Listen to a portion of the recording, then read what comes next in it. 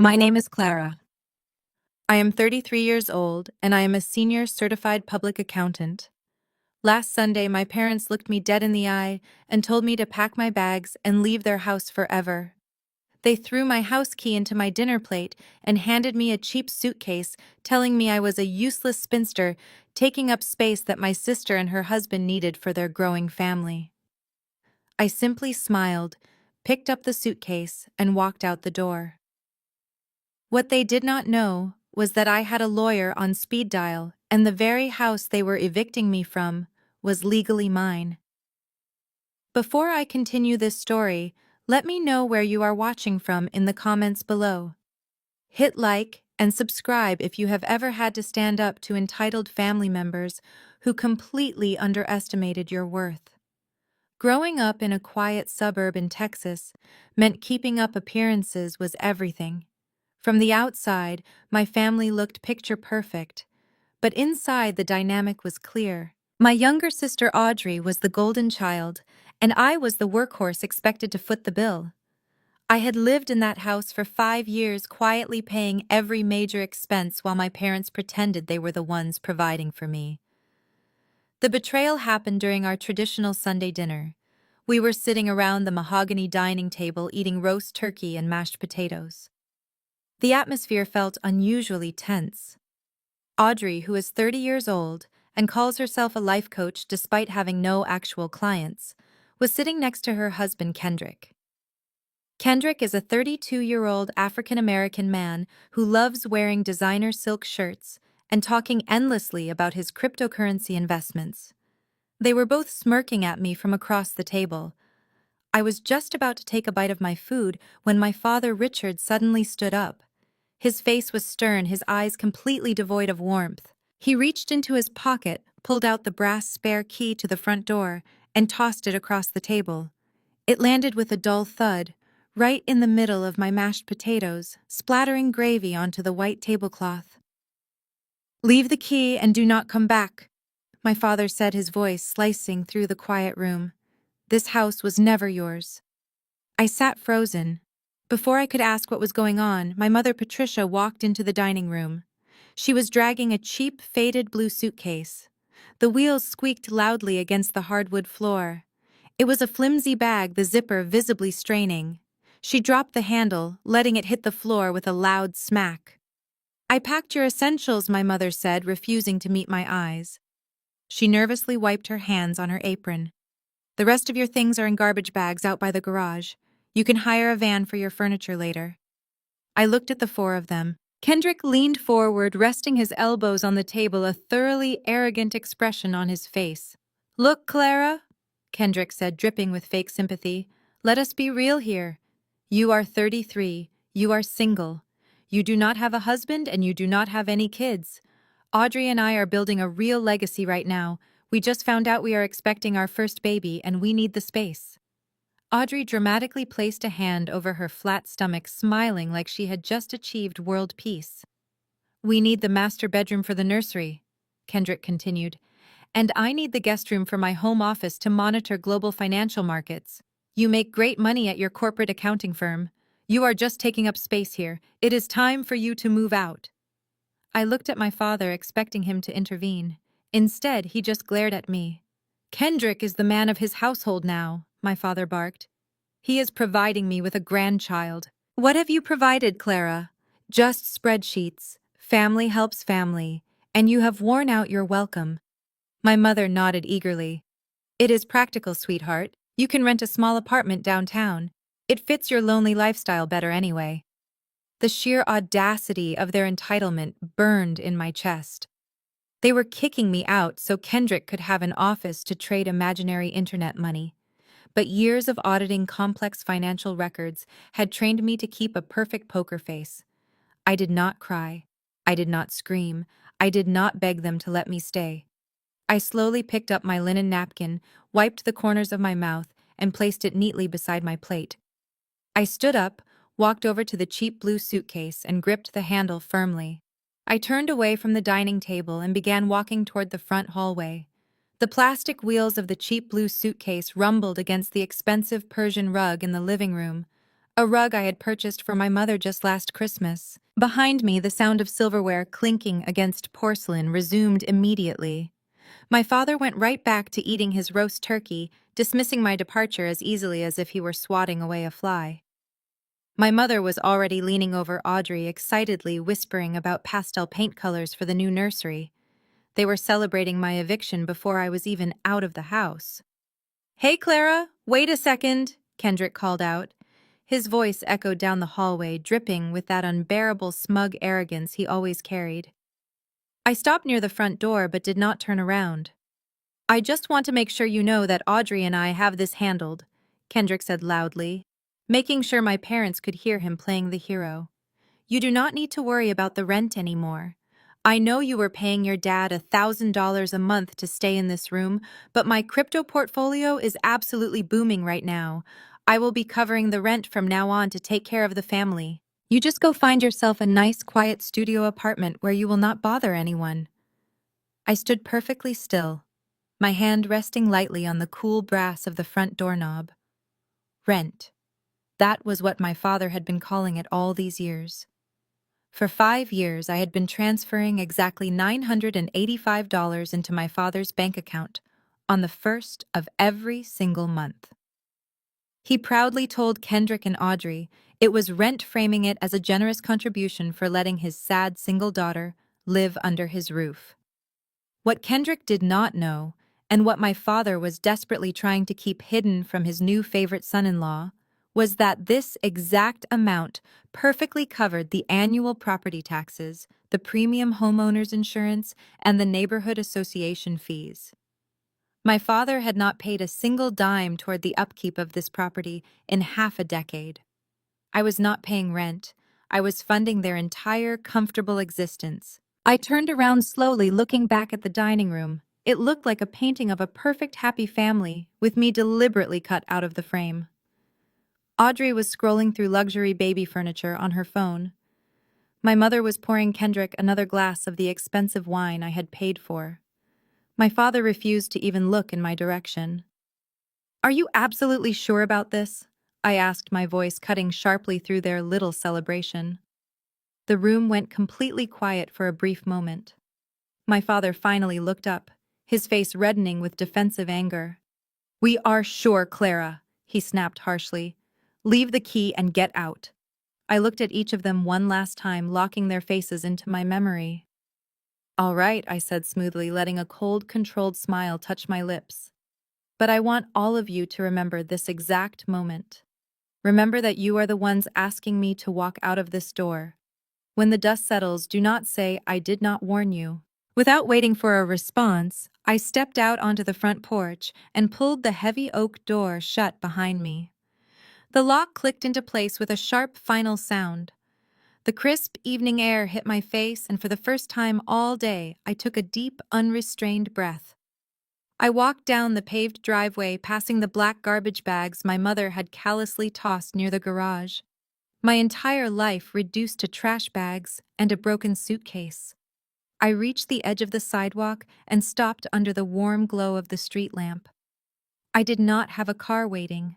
I did not even have a hotel booked yet, but I felt an overwhelming sense of calm. The toxic weight I had been carrying for years was finally lifted. Suddenly, the silence of the quiet suburban street was broken by the sharp vibration of my phone in my coat pocket. I pulled it out. The bright screen illuminated the dark sidewalk. The caller ID flashed a name that instantly made my professional corporate instincts kick in. Lawyer Harrison. Harrison was a senior partner at a top-tier real estate and estate planning firm in downtown Austin. He was not the kind of man who called his clients on a Sunday evening unless something was catastrophically wrong. I swiped the screen to answer. "Hello, Harrison," I said, keeping my tone strictly professional. Clara Harrison's deep, urgent voice came through the speaker. "I am sorry to bother you on a Sunday evening, but we have a massive problem. I just got an emergency alert from my contacts at the county clerk office." I frowned, gripping the handle of my suitcase tighter. "What is going on?" "Clara, your father just tried to file a quitclaim deed." I stopped walking. The evening breeze suddenly felt a lot colder against my face. A quitclaim deed. I asked, my voice dropping an octave as I tightened my grip on the handle of my cheap blue suitcase. Harrison, what exactly are you talking about? Harrison let out a heavy sigh through the phone, the exact kind of tired sigh a seasoned lawyer makes when dealing with incredibly foolish criminals. First thing Friday afternoon, your father and your brother-in-law walked into the Travis County Clerk office. They presented a quitclaim deed to transfer the property title entirely into the names of Audrey and Kendrick, and Clara, the document had your signature on it as the grantor. My grip on the phone tightened so hard my knuckles turned white. My signature: I have not signed any property transfer documents. I have been at my accounting firm all week, preparing for corporate tax season, auditing multi-million-dollar accounts. I was busy working 12-hour shifts, while my own family was plotting to steal a massive real estate asset right out from under me. I know you did not sign it, Harrison said flatly, because the signature was an absolute mess. It looked like someone tried to trace it from one of your old college documents, but the forged signature is not even what stopped the transfer. Kendrick brought in a document with a fake notary stamp. He apparently bought a custom ink stamp online and tried to act as his own official notary public. The clerk immediately flagged it because the commission number on the stamp did not exist in the Texas State Registry, the formatting was completely wrong, and the ink color did not match standard state regulations. I closed my eyes, picturing the scene in vivid detail. I could perfectly imagine Kendrick strolling up to the county clerk window in his flashy designer silk shirt, flashing a confident, arrogant smile. He actually thought he could outsmart the local government with a cheap rubber stamp he bought on the internet. I could picture my father standing right beside him, nodding along, entirely complicit in committing a federal offense just to secure a massive house for his golden child and her fake entrepreneur husband. Did they cause a scene, I asked already, knowing the answer based on Kendrick and his notoriously explosive temper. Oh, absolutely, Harrison replied, his tone laced with professional disgust. The clerk told my contact that Kendrick demanded to speak to a supervisor immediately. He started yelling, claiming the county system was broken, and that he was a high-net-worth crypto investor who did not have time for bureaucratic mistakes. When the supervisor threatened to call the county sheriff for fraudulent filing and document forgery, their bravery suddenly vanished. They snatched the paperwork right off the counter and ran out the door before security could detain them. My mind raced as the timeline suddenly made sickening sense. They tried to steal the house legally on Friday. When that completely failed and they nearly got arrested, they panicked. They decided to physically evict me today on Sunday. They probably hoped that once I was physically out of the picture, they could find another way to manipulate the paperwork. Or maybe just change the locks and claim adverse possession of the property over time.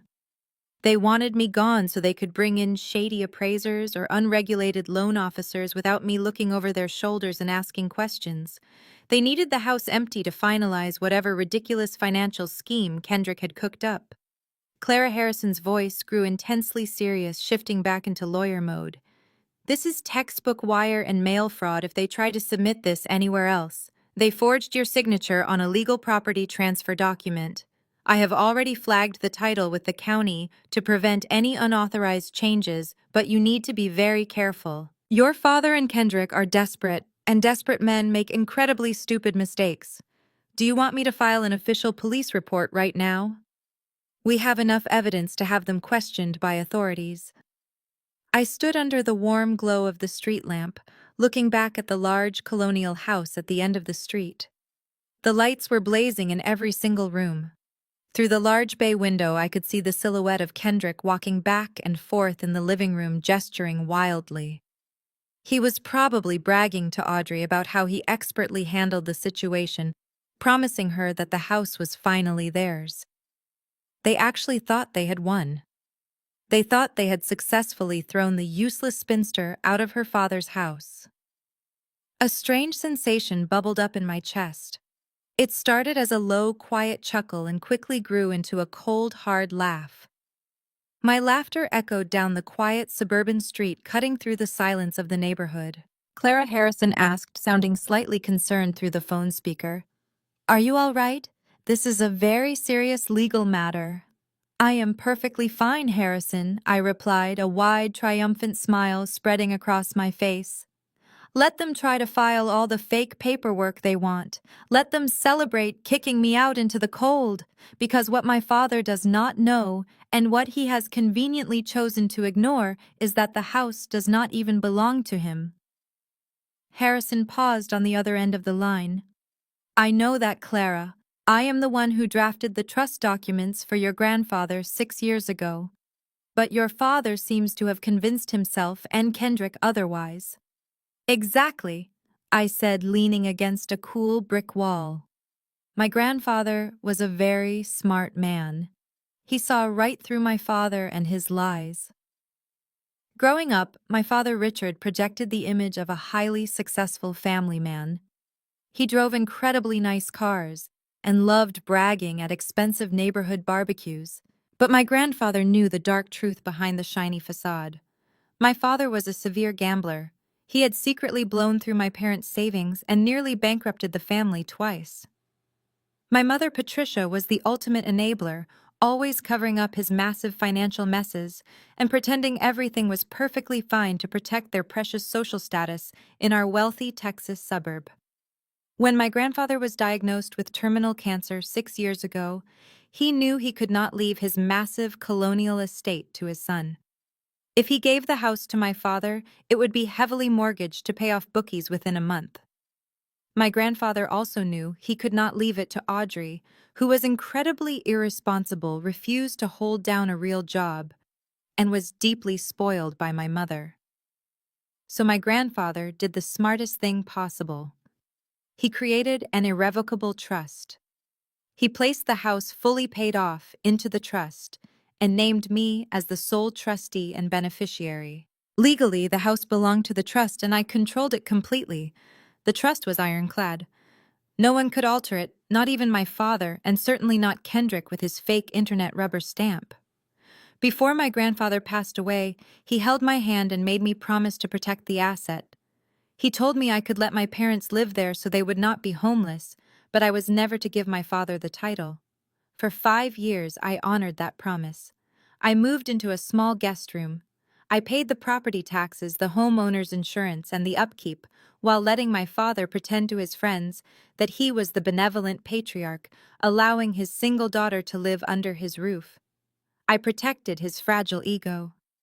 And in return, he tried to steal my house and kick me to the curb on a Sunday night. Harrison. What happens if they try to use that forged document somewhere else? I asked, watching the traffic. If they try to secure a loan against the property, using that fake deed, it elevates to federal bank fraud, Harrison explained. Because the property is in an irrevocable trust, any legitimate lender will run a title search. The search will immediately show the trust as the owner.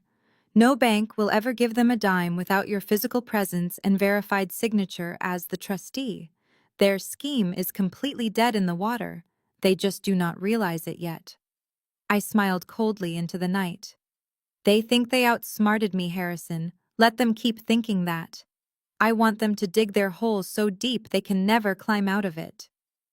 Clara, be careful, Harrison warned. People like your father and Kendrick get extremely dangerous when backed into a corner. I will monitor the county clerk filings daily. Call me if they try anything else. I will. Thank you, Harrison, I said, and ended the call. I stood there, enjoying the cool night air. The heavy burden of keeping my family secrets was finally gone. I did not have to pretend anymore. I did not have to endure Kendrick making snide remarks about my personal life. They had given me the perfect excuse to finally cut the cord forever. I pulled out my phone to search for an upscale hotel. I had plenty of money in my checking account to afford a luxury suite while I figured out my next move. But before I could open the booking application, my phone buzzed violently in my palm. A text message popped up on the brightly lit screen. It was from my mother. I opened the message. It was written in all capital letters, radiating pure anger and panic. Where exactly are you hiding the real property deed? Now you are a selfish, ungrateful thief. Kendrick said the county clerk needs the original paper to process the transfer for his new family. Tell us where you put it right now, or your father is calling the police. I stared at the glowing screen, letting out a soft sigh. They were actually threatening to call the local police on me for stealing a house that I legally owned. I stared at the glowing screen, letting out a soft sigh. They were actually threatening to call the local police on me for stealing a house that I legally owned. Instead of typing out a furious reply, I tapped the call button. I wanted to hear exactly how far they were willing to take this delusion. The phone rang only half a time before the line clicked open. "Where is it, Clara?" my father yelled instantly. His voice was so loud, I had to hold the phone an inch away from my ear. I could hear the echo of the dining room in the background, which meant he had put me on speakerphone for the whole family to hear. "Where is what, Dad?" I asked calmly, feigning complete ignorance. "Do not play stupid with me," he barked. Kendrick went to the county office to handle the property transfer, and the clerk said the paperwork had an issue. "We know you hid the original deed when you packed your bags. You are trying to sabotage your sister and her new baby. You are a bitter, jealous thief, and I will not let you ruin my family legacy." I almost laughed out loud at the phrase family legacy. Before I could respond, Kendrick's voice boomed through the speaker. "Listen to me very carefully," Clara Kendrick sneered, using that fake authoritative tone he always put on to impress my parents. "I know you are trying to pull some accounting trick to stall the transfer, but I have connections in this town. If you do not tell us where you hid the real property documents in the next 5 minutes, we are calling the police. We will have you arrested for grand theft and withholding legal family documents. You will lose your precious CPA license." My mother chimed in from the background.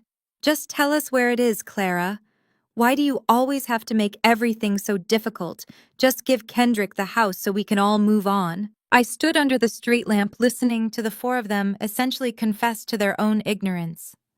They had no idea how an irrevocable trust worked. They had no idea that the deed Kendrick tried to file was a forgery that could send him to federal prison. They just blindly believed that screaming and bullying would magically change real estate law. "Are you quite finished?" I asked, keeping my voice perfectly flat and professional. "We are not finished until you tell us where the deed is," my father yelled. "I am not hiding anything from you," I said simply. "You have everything you are legally entitled to in that house. Good luck with the new nursery." I ended the call right as Kendrick started shouting another threat. I blocked both of their numbers immediately. Arguing with them was a complete waste of time. They wanted to play hardball, but they did not realize they had just stepped onto a court where I owned the ball, the hoop, and the entire stadium. I opened my banking application on my phone. Because my father had completely destroyed his credit score years ago with his underground gambling debts, he could not even get a basic utility account approved. When my grandfather put the house in the trust 5 years ago, I had to put every single utility account under my name and my social security number. The electricity, the water, the natural gas, the high-speed internet, everything was tied directly to my pristine credit and paid automatically from my corporate CPA bank accounts. They wanted me out of the house. They told me I was no longer part of the family. That meant I no longer had any financial obligations to their comfort. I opened the electric company application first. I navigated to the account settings, selected Manage Service, and tapped the bright red button labeled Stop Service. A prompt popped up asking for the disconnect date. I selected today. A secondary prompt asked for the time. I typed in 11:59 p.m. I hit confirm. Next, I opened the Municipal Water Department application. I repeated the exact same process. Stop service. Effective tonight at midnight. Confirm. Finally, I logged into the natural gas provider portal. It was currently the middle of winter and temperatures were expected to drop below freezing by the early hours of the morning.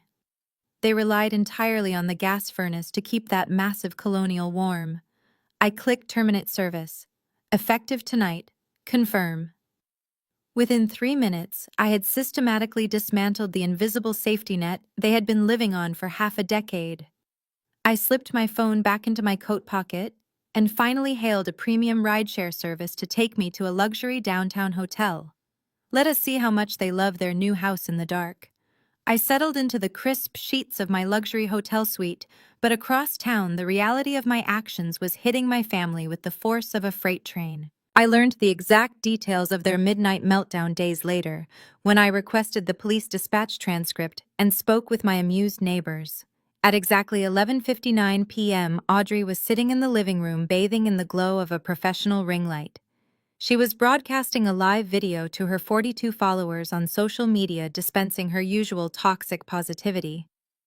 According to a recording a friend saved, Audrey was passionately telling her audience they needed to manifest luxury real estate by simply cutting out negative energy. She meant me, of course. Then the clock struck midnight. The transition was instantaneous. Every single light bulb in the colonial house died at once. The humming of the refrigerator stopped. The central heating system gave a pathetic wheeze before going silent. Most importantly for Audrey, the internet router blinked out of existence.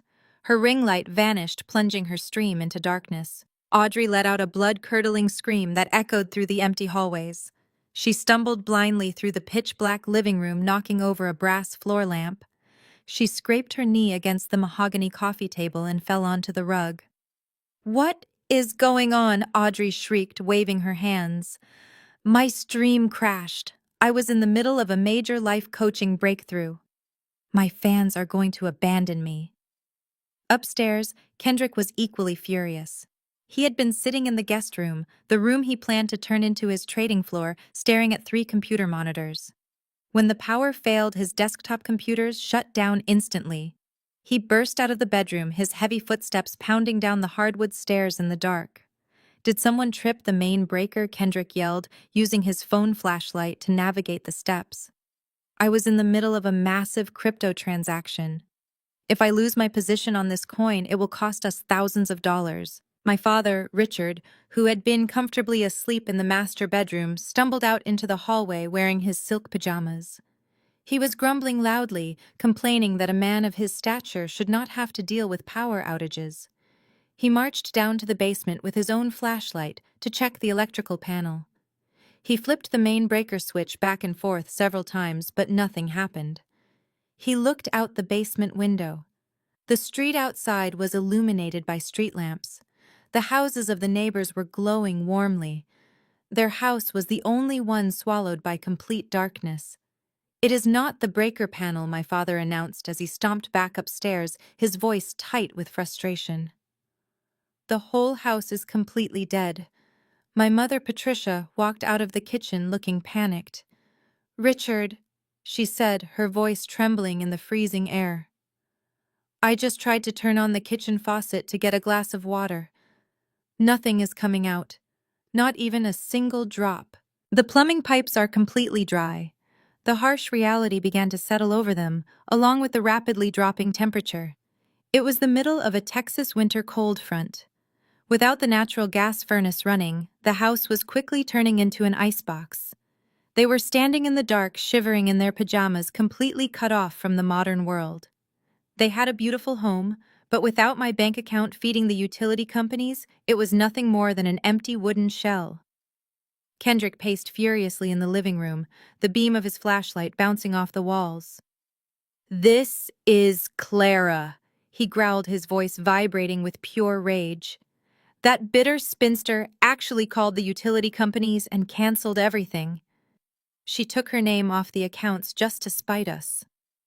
Audrey started sobbing loudly, wrapping a throw blanket around her shivering shoulders. "How could she do this to a pregnant woman?" she cried. "She is trying to freeze my baby. She is psychotic and jealous of my happiness." My father stood in the hallway, his face twisting into absolute fury.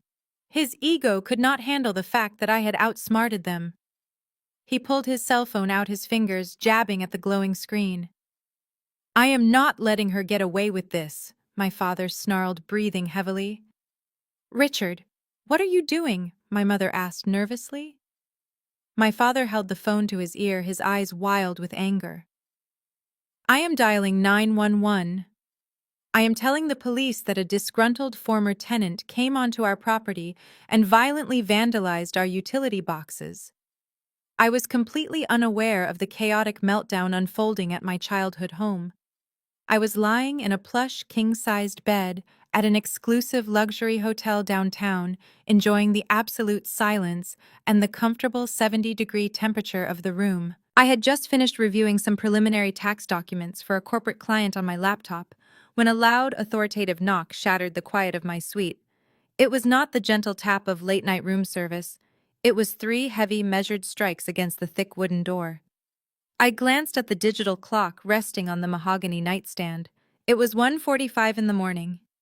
I slipped on the complimentary silk robe provided by the hotel, tied the sash around my waist, and walked over to the door. I leaned forward and looked through the brass peephole.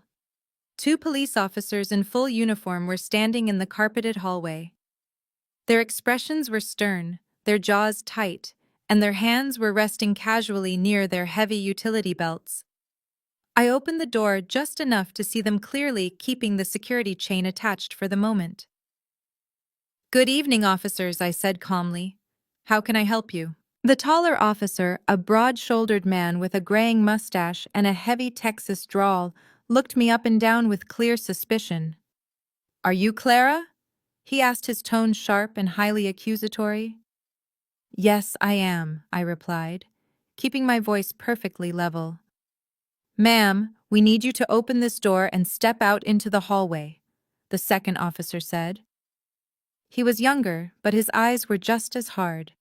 We received a highly distressing 911 call from a homeowner in the northern suburbs. A Mr. Richard claimed that a disgruntled former tenant, specifically you, was forcibly evicted from his property earlier this evening. He stated that you returned to the residence around midnight, trespassed on the private grounds, and maliciously destroyed the electrical meter and the gas lines to plunge his family into the freezing cold. The taller officer stepped closer, placing a heavy hand on the doorframe as if to prevent me from closing it. "Destruction of private property and tampering with municipal utility lines are serious criminal offenses, ma'am." Mr. Richard also informed us that his highly vulnerable pregnant daughter is currently trapped in that freezing house because of your reckless actions. He intends to press full felony charges against you. We need to know exactly where you were at midnight tonight. I did not panic. I did not stutter, cry, or act defensive. The sheer audacity of my father actually calling the police and weaponizing them against me was almost impressive in its absolute stupidity. He truly thought he could use the local authorities to bully me back into submission. He assumed I would be terrified of angry men in uniform and immediately cave to his demands, just to avoid a public scandal. He completely forgot that my entire professional career as a senior certified public accountant involved dealing with intimidating federal auditors and navigating highly complex legal compliance. A genuine, relaxed smile spread across my face. I reached up and undid the security chain, opening the door completely. I stepped back, gesturing welcomingly toward the spacious, brightly lit living area of my luxury suite. "Officers, I understand exactly why you are here, and I genuinely appreciate you doing your jobs so diligently in the middle of the night," I said smoothly. "But before you read me my rights or try to detain me for vandalism, I highly recommend you step inside for just 2 minutes. I promise it will clarify everything." The 2 officers exchanged a confused, skeptical glance. Suspects accused of unhinged midnight vandalism usually do not smile warmly and invite the police inside for a casual chat. They cautiously stepped into the room, their eyes scanning the pristine suite. There were no signs of muddy shoes, no heavy tools, and absolutely no evidence of someone who had just been sneaking around a dark suburban backyard, destroying electrical boxes. I closed the heavy wooden door behind them and walked over to the large glass coffee table in the center of the room. When I arrived at the hotel earlier, I had requested the concierge print out several key legal documents that my lawyer Harrison had emailed me. They were fanned out perfectly across the polished glass surface. "I am not a disgruntled former tenant, and I certainly did not vandalize any municipal property tonight," I told them, keeping my voice incredibly polite and confident. I simply canceled the utility services that I was personally paying for out of my own pocket. Please take a close look at the paperwork right there on the coffee table. I think you will find my father left out a few very important details. The taller officer stepped forward, his heavy boots sinking deeply into the carpet. He looked down at the legal documents neatly arranged on the clear glass table. I gestured toward the first document. That is my official state-issued identification, and right next to it is my certified public accountant license, I said. I am a senior auditor for a major corporate accounting firm right here in Texas. I deal with strict federal compliance and complex financial structures every single day. I do not sneak around in the dark breaking electrical meters. I just follow the law exactly as it is written. The younger officer leaned in his eyes carefully, scanning the stack of premium paper. What exactly is all this, then? He asked, his tone completely losing its aggressive edge. That is a certified copy of the irrevocable trust established by my late grandfather 6 years ago, I explained, keeping my voice perfectly calm. If you look closely at page 4, you will see my name listed legally as the sole trustee and beneficiary. My father, Richard, who called you tonight, does not own that property. He has never owned it.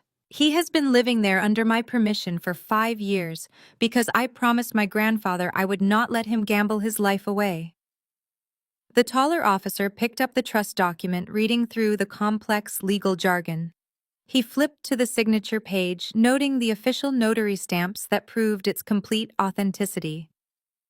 He looked at the next stack of papers. These are the utility bills for the residential address. I continued, pointing to the statements from the electric, water, and gas companies. Every single account is strictly under my name. Every bill for the past 5 years was paid directly from my personal banking account. My father has not contributed a single penny. I picked up my tablet, woke up the screen, and showed them the digital confirmation emails I received an hour ago. Earlier this evening, my father and my brother-in-law suddenly decided to illegally evict me. They packed my bags and told me to leave the key on the table. Because I am the legal owner and was forced out without any eviction notice, I logged into my utility portals and submitted requests to disconnect the services in my name. I did not smash any electrical boxes. I just clicked a button. The room was deafeningly silent. The older officer put the trust document back onto the table. The stern, accusatory glare he had worn completely vanished, replaced by profound, visible embarrassment. He looked at his younger partner, who was shaking his head in absolute disbelief. "So let me get this straight," the taller officer said, letting out a frustrated breath. "Your father kicked you out of a house you actually own legally, and then he called emergency services claiming you came back to vandalize the property just because you shut off your own utilities to stop paying for his comfort." "That is exactly correct, officer," I replied. Furthermore, my lawyer informed me that on Friday afternoon, my father and brother-in-law attempted to file a forged quitclaim deed with the county clerk to illegally transfer the property into their names. When that federal crime failed, they resorted to kicking me out tonight. The younger officer crossed his arms, his face turning red with anger. "They lied directly to a 911 dispatcher," he said. "They told us there was a violent trespasser destroying municipal property. They wasted valuable city resources and sent us here prepared for a hostile confrontation, all because they were mad the lights went out." I nodded slowly. "I apologize that my family dragged you into their financial tantrums, but as you can see, I have been sitting here in my hotel room the entire time doing absolutely nothing but reviewing corporate tax files." The taller officer rubbed the back of his neck with a tired sigh. He was furiously angry now, but definitely not at me. Police officers absolutely hate being used as disposable pawns in petty domestic disputes, and they deeply despise being manipulated by liars. He looked back at me, his strict demeanor completely shifting from an intimidating enforcer to a highly respectful and professional ally. "Ma'am, we are incredibly sorry for disturbing your evening," the older officer said, his voice full of genuine apology. "You have completely proven your case. We will make a full note in the dispatch system that the caller fabricated the entire story." He paused, his eyes narrowing slightly as a grim and determined expression crossed his face. He adjusted his heavy utility belt and looked me dead in the eye. "Ma'am, would you like to press charges against your father for filing a false police report?" I looked at the older officer, considering his offer carefully. As tempting as it was to have my father arrested and dragged out of that freezing house in handcuffs, I knew it would give my mother and Audrey the ultimate victim narrative. They would twist the story to make me look like a vindictive monster who imprisoned her own father over a family disagreement. No, I wanted them to face the financial ruin they had created themselves. "Not tonight, officer," I replied softly but firmly. "I do not want to escalate this into a criminal matter if I do not have to, but I would appreciate it if you could call him back right now and explain exactly what he is risking. I want him to know that his little intimidation game has officially failed." The officer nodded in understanding. He pulled his police radio from his belt, checked the dispatch number, and used his personal cell phone to dial my father. He put the phone on speaker and set it on the glass coffee table right next to my authentic trust documents. The phone rang twice before my father answered. His voice was smug and entirely too confident. "Yes, officer," he said eagerly. "Have you apprehended Clara yet? Has she confessed to destroying my property?" "Mr. Richard," the officer said, his voice dropping into a hard, unforgiving tone, "we are currently sitting in a luxury hotel suite with Clara. We have reviewed her certified public accountant credentials, her utility payment records, and most importantly, the certified copy of the irrevocable trust, which names her as the sole legal owner of the property you are currently occupying." There was a dead heavy silence on the other end of the line. I could almost hear my father panicking, his heart dropping into his stomach. The officer did not give him a chance to recover. "Let me make this incredibly clear to you, sir. Clara did not vandalize anything. She legally disconnected utilities that belong to her on a property that belongs to her. You, however, lied to a 911 dispatcher. You attempted to weaponize this police department against the legal homeowner. Filing a false police report is a Class B misdemeanor, and depending on the damages claimed, it can easily escalate to a state felony. But my father stammered, his arrogant facade completely shattering. "She threw us into the cold. My pregnant daughter is freezing. Then I suggest you pack your bags and find a hotel," the officer snapped back. "Clara has graciously declined to press formal criminal charges against you tonight. But if you call emergency services again with these fabricated lies, or if you attempt to harass her in any way, I will personally drive back to that house and put you in the back of my patrol car. Do I make myself absolutely clear?" "Yes, sir," my father whispered, sounding entirely defeated. The officer ended the call. I thanked the officers for their incredible professionalism, and they quietly left my hotel suite. I finally crawled into the warm king-sized bed, assuming the drama was over for the night. I was wrong. Back at the dark, freezing colonial house, my father was in a state of absolute panic. He had just realized that not only was he powerless, but he was inches away from a criminal record. But Audrey, the golden child, refused to accept defeat. If they could not win using the police, she would use the only weapon she had left: social media manipulation. Using her cellular data. Audrey propped her phone up on the kitchen counter, lit her face with a battery-powered ring light, and hit record. She uploaded the video directly to the private neighborhood homeowner association Facebook group, a digital gathering place full of bored, wealthy suburbanites who thrived on local gossip. I did not see the video until much later, but the transcript was a masterclass in toxic gaslighting. Audrey sat in the freezing dark, wrapped in a blanket, forcing massive crocodile tears down her cheeks. "Please help us," Audrey sobbed to the camera. "My sister Clara has suffered a complete mental breakdown. She is so deeply jealous of my pregnancy and my happy marriage to Kendrick that she has completely lost her mind. She illegally canceled all the utilities to our family home in the middle of winter. She is trying to freeze my unborn baby. My father tried to reason with her, but she bribed the local police with her fancy corporate lawyers. We are terrified, and we do not know what she will do next." Audrey knew exactly what she was doing. She played the helpless pregnant victim, perfectly portraying me as a bitter, unhinged spinster trying to destroy a beautiful, growing family. The video went live in the HOA group at 2:30 in the morning. At 6 a.m., my phone began to buzz incessantly on the hotel nightstand. It vibrated so violently it nearly fell off the edge. I reached over and picked it up, squinting at the bright screen. I had over 40 new notifications, text messages from neighbors I had not spoken to in years, Facebook messages from the HOA president, emails from random community members. They were all flooded with absolute vitriol.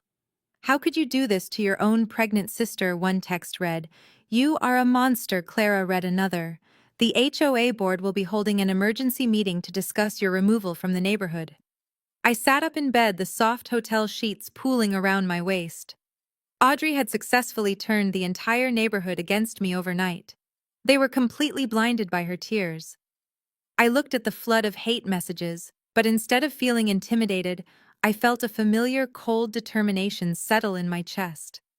If my family wanted a public spectacle, I would gladly give them one they would never forget. Instead of replying to a single hateful text message, I put my phone on silent.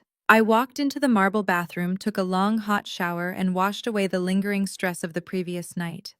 I ordered a premium room service breakfast and sat by the large window overlooking the downtown skyline, eating perfectly poached eggs and drinking fresh espresso while my family froze in the suburbs. By 9 in the morning, I decided to check the neighborhood Facebook group again to see exactly how far Audrey was willing to take her fake victim narrative. She had not just posted another crying video, she had posted a digitally designed invitation. The bold, cursive font read, "Welcome to the new chapter, a housewarming and baby celebration." Underneath the title, Audrey had written a long, dramatic paragraph. She claimed that despite my cruel, unhinged attempts to freeze her unborn child, her amazing husband Kendrick had stepped up as the ultimate provider. He had rented a massive industrial generator to power the entire estate and save the family from my vindictive wrath. Kendrick could not stand looking weak in front of the wealthy neighbors. He desperately needed to prove that he was a highly successful cryptocurrency investor who did not need my utility accounts. To fund this grand illusion, he had hired a premium catering company, ordered expensive floral arrangements, and invited the entire homeowner association board to the backyard for a lavish afternoon party. It was a highly calculated, manipulative move. By hosting the neighbors and playing the gracious victims, they were trying to establish social dominance and cement their fake claim of ownership over my property. My phone rang, breaking my concentration. It was Lawyer Harrison. "Clara," he said, sounding both amused and professionally exasperated, "I just got off the phone with the City Code Enforcement Office. Your brother-in-law actually rented a massive diesel construction generator.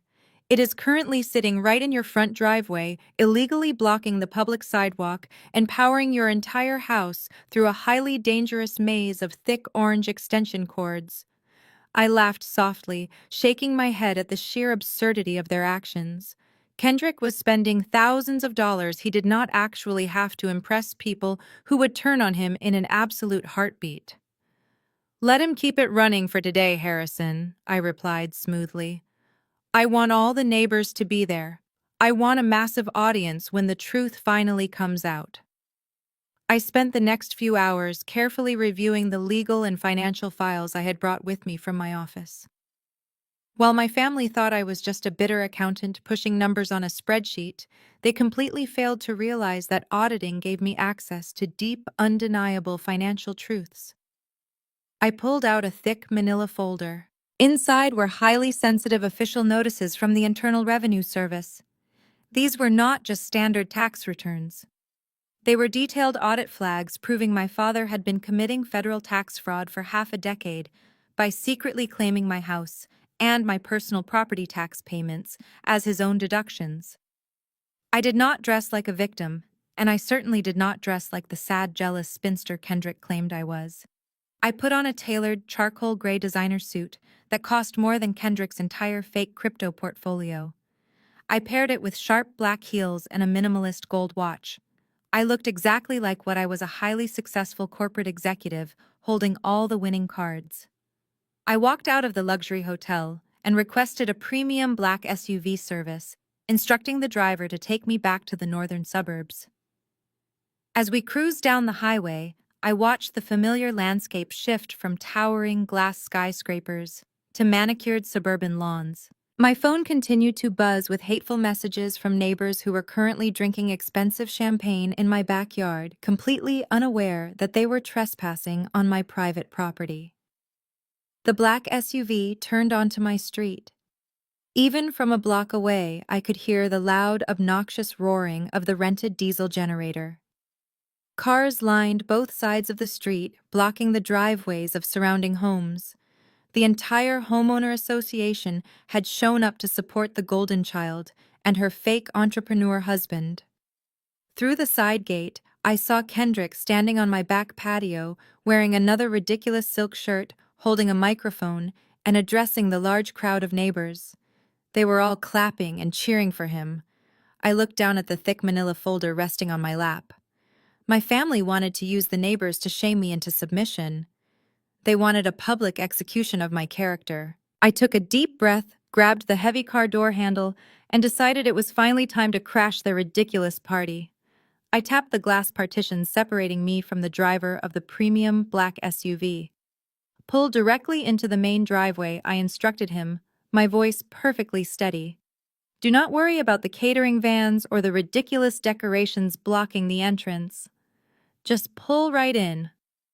The driver nodded professionally, turning the heavy luxury vehicle off the residential street and steering it straight toward my property.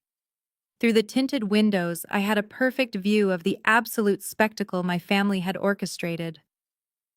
Kendrick had spared no expense with his imaginary crypto wealth. A massive white catering tent was erected on the freshly cut grass.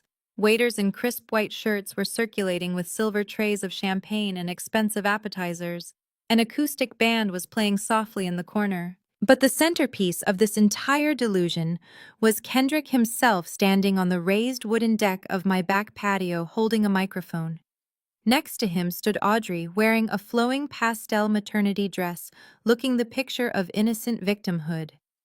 My parents, Richard and Patricia, were positioned right behind them, smiling proudly for the neighborhood. Standing right beside Kendrick was Mr. Henderson, the notoriously strict president of the Homeowner Association.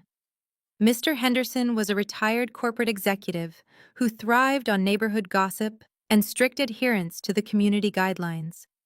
He had a microphone in his hand and was in the middle of a very passionate toast. I want to raise a glass to Kendrick and Audrey, Mr. Henderson announced, his voice booming over the rented speakers. This young couple has faced incredible unexpected adversity this week. It is never easy when a troubled family member loses their way and tries to tear a home apart. But Kendrick stepped up like a true provider. He kept the lights on, he kept his pregnant wife safe, and he showed us all what real family values look like in this neighborhood. The crowd of neighbors erupted into enthusiastic applause. I saw Mrs. Gable from down the street wiping a fake tear from her eye. My mother beamed, patting Kendrick on the shoulder. They were absolutely reveling in the false narrative they had spun. They thought they had successfully rewritten history, painting me as the villain and themselves as the triumphant heroes of the suburbs. I looked at the driver.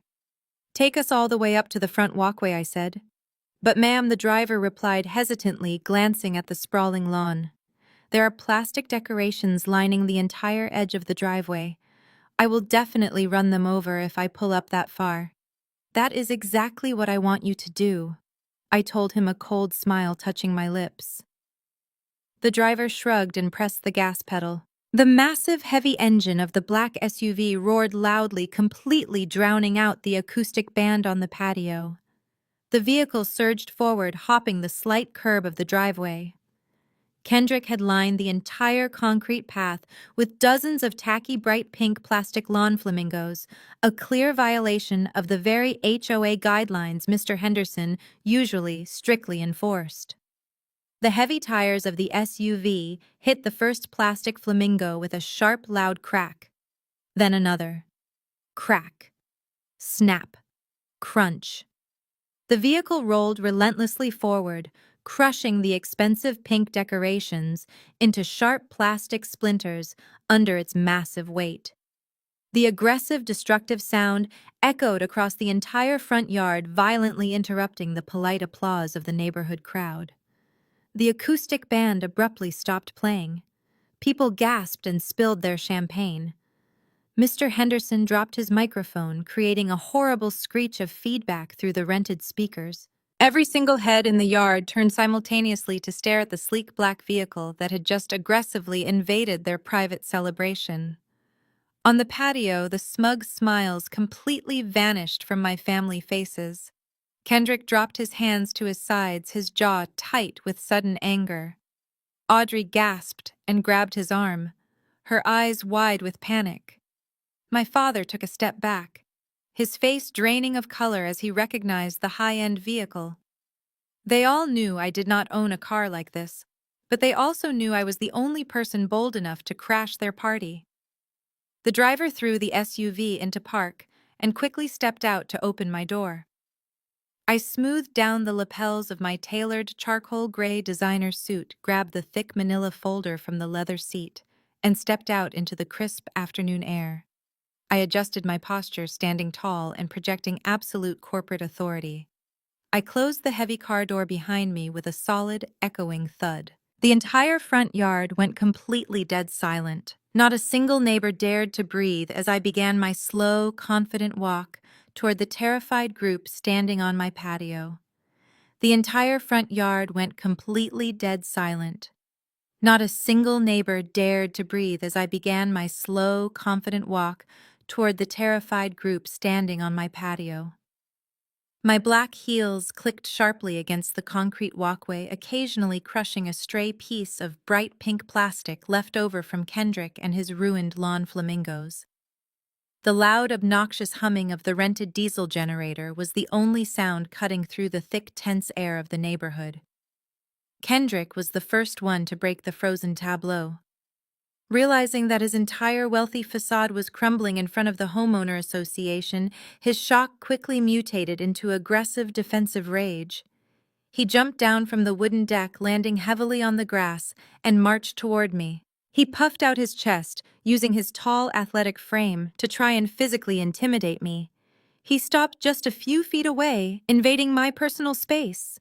His face contorted with anger. "What the hell are you doing here?" Clara, Kendrick hissed, keeping his voice just low enough so the neighbors in the back could not hear him clearly. "You are trespassing. You have absolutely no right to show up at my house and destroy my property. Get back in that rented car and leave before I have the police drag you away." I did not flinch. I did not step back. I simply looked up at him, my expression completely bored. "I am not going anywhere, Kendrick," I replied smoothly, making sure my voice carried across the silent yard. "And we both know the police are not coming. We established that last night, did we not?" Before Kendrick could respond, my mother Patricia launched into her highly rehearsed victim routine. She pushed her way to the front of the patio, burying her face in her hands and letting out a loud, theatrical sob that was perfectly pitched for maximum sympathy. "How can you do this to us, Clara?" my mother wailed, looking directly at the crowd of neighbors. Mrs. Gable and Mr. Henderson watched her with wide eyes. My mother pointed a trembling finger at me. "We gave you everything. We raised you. And you repay us by plunging our home into freezing darkness. You tried to freeze your pregnant sister. You are sick, Clara. You need psychological help. Please just leave our family alone." A low murmur rippled through the crowd of caterers and neighbors. Mr. Henderson, the homeowner association president, actually took a step forward, puffing his chest out as if he were preparing to intervene and physically escort me off the premises.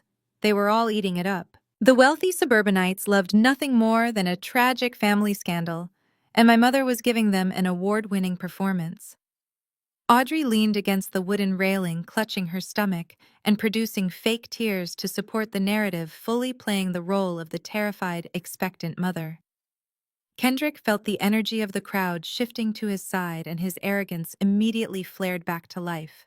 He pointed an accusatory finger right at my face, raising his voice so every single person in the yard could hear his insults clearly. "Do not listen to a word she says," Kendrick shouted to the audience. "She is completely unhinged. This is all just pure toxic jealousy. Clara is a bitter 33-year-old spinster who cannot get a man to look at her twice. She spends all her time crunching numbers in a lonely cubicle. She sees Audrey and me building a beautiful legacy, bringing a new baby into this world, and it drives her absolutely crazy. She wants to destroy our happiness because she knows she will never have a family of her own. She is pathetic." He sneered at me, crossing his arms over his expensive designer silk shirt. "You thought cutting the power would break us," he mocked. "But look around, Clara. I provided for my family. I brought the power back. I funded this amazing party. You have no power here anymore. You are nothing but a sad, jealous outsider. Now turn around and walk away before you embarrass yourself any further." I let him finish his grand, pathetic speech. I let the neighbors whisper and cast their judgmental stares. I let my mother continue her fake, dramatic sobbing. I let them all dig the hole as deep as humanly possible. I did not defend my relationship status. I did not scream about how I had been paying their bills for the last 5 years. I did not waste my breath arguing with a man who bought his clothes on credit cards he could not afford to pay off. As a senior auditor, I knew that when a fraudster is speaking, the absolute best strategy is to let them talk until they hang themselves with their own words.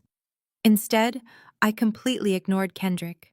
I looked right past his glaring face, looking straight through him, as if he were entirely invisible, and locked my eyes directly onto my father, Richard. He was standing near the back of the patio, trying to hide behind Mr. Henderson. His face was pale and he was sweating profusely despite the chilly winter air. He knew exactly who I was, and he knew I did not bluff. I raised my right hand and slowly tapped my index finger against the thick manila folder I was carrying. Tap, tap, tap. I raised my right hand and slowly tapped my index finger against the thick manila folder I was carrying. Tap, tap, tap. The sound was quiet, but carried an undeniable weight in the sudden silence of the yard. I kept my eyes locked on my father, watching the remaining color drain from his face until he looked like a ghost standing in his own backyard. "You all seem to think I came here today to argue about utilities or to beg for a room in my own house." I began, my voice clear, carrying effortlessly over the low hum of the generator. "But I am not here for that. I am here because my professional obligations require me to inform my tenants of a very serious impending legal situation." I slowly undid the string closure of the manila folder. I did not rush. I let the anticipation hang in the air, thick and suffocating. My father took another small step backward, his eyes fixed on the folder as if it were a live grenade. "For the past 5 years, my father has told everyone in this neighborhood that he is a successful man providing for his family," I said, addressing the crowd but never looking away from him. "He told you he graciously allowed his single daughter to live under his roof paying a modest rent. But as a senior certified public accountant, I find it incredibly dangerous when people confuse fiction with their official tax returns." I pulled out a stack of crisp official documents featuring the unmistakable seal of the United States Treasury. I held them up so the closest neighbors, including the nosy HOA president, Mr. Henderson, could see the heavy black text. What my father conveniently forgot to mention to his friends, and apparently to his own son-in-law, is that I do not pay rent. I continued, my voice steady and unforgiving. "I pay the property taxes. I pay the homeowner association fees. I pay the premium insurance. And I pay them because my late grandfather put this entire estate into an irrevocable trust, naming me as the sole trustee and beneficiary. My father does not own this house. He never has." A collective gasp swept through the crowd. Mrs. Gable covered her mouth in shock. Mr. Henderson stared at the papers in my hand, his previous righteous anger completely deflating. Kendrick whipped his head around to look at my father. "Richard, what is she talking about? Kendrick demanded, his fake confidence completely shattering. "Tell them she is lying." My father said nothing. He just stared at the ground, his hands shaking at his sides. My mother had stopped crying and was now looking at my father with genuine panic. "But not owning the house is not the crime here today," I announced, raising my voice to ensure every single person on the lawn heard the final blow. "The crime is that for the last 5 consecutive years, Richard has been secretly claiming my property tax payments as his own personal deductions on his federal tax returns.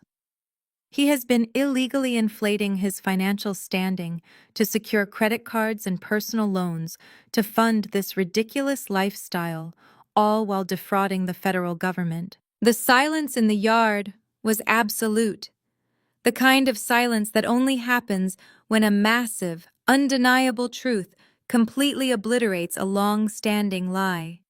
Because I am the legal trustee, I received a notification this morning, I said, pulling the final, most damaging document from the folder. It is an official notice of a comprehensive federal audit. The Internal Revenue Service has flagged all of his returns for severe discrepancies. I looked directly at my father, who was now trembling visibly. I did not feel a single ounce of pity. He had thrown me out into the street. He had called the police on me with malicious intent. He had allowed his golden child to smear my name across the community. Now it was time for him to pay the ultimate price. "I hope you enjoyed the champagne, Dad," I said loudly, ensuring my voice was perfectly clear. "Because the IRS Criminal Investigation Division will be visiting you on Tuesday. I highly suggest you spend whatever money Kendrick has left on a very good federal defense attorney." The neighbors gasped simultaneously and immediately started backing away. The wealthy suburbanites who had just been cheering for my family suddenly treated them like they had a highly contagious disease. No one in that neighborhood wanted to be associated with federal tax fraud. Mr. Henderson quickly set his champagne glass down on a nearby table and practically sprinted toward the side gate. The catering staff stopped serving and nervously began packing up their expensive silver trays. My family was being socially excommunicated in real time. Within seconds, the lavish backyard party transformed into a chaotic evacuation. Mr. Henderson did not even bother to say goodbye. He power-walked down the driveway, completely ignoring my father, who reached out a trembling hand toward him. The other neighbors followed suit, a stampede of wealthy suburbanites desperate to escape the blast radius of a federal tax audit. Car doors began slamming all up and down the street. Engines roared to life as people scrambled to back out of their parking spots, abandoning the half-eaten appetizers and the expensive floral arrangements. The acoustic band quietly packed their instruments into their velvet-lined cases and slipped out the side gate without asking for their final payment. They knew a sinking ship when they saw one. On the patio, my mother was completely falling apart. Patricia clutched her chest, taking short, ragged gasps of air. She staggered backward and collapsed into a white wicker chair, hyperventilating as she watched her precious social reputation evaporate before her very eyes. For decades, she had carefully curated the image of the perfect, wealthy family. Now she was the wife of a confessed federal tax cheat, publicly humiliated in front of the very people she spent her entire life trying to impress. Richard was completely frozen. He looked like a man who had just been handed a terminal diagnosis. He stared blankly at the driveway as the last few cars sped away, leaving the yard littered with crushed pink plastic and abandoned champagne flutes. His grand illusion of being the benevolent patriarch was dead. The Internal Revenue Service was not a neighborhood gossip group he could manipulate. It was a massive, unforgiving federal entity, and he knew they would freeze every single bank account he had by Tuesday morning. I stood perfectly still, watching the destruction of their lies. I felt a profound sense of closure. I had delivered the truth, exposed the fraud, and reclaimed my dignity. I was fully prepared to turn around, walk back to my waiting black SUV, and leave them to deal with the federal consequences of their own actions. But the silence that followed the departure of the neighbors was suddenly broken by a highly unexpected sound.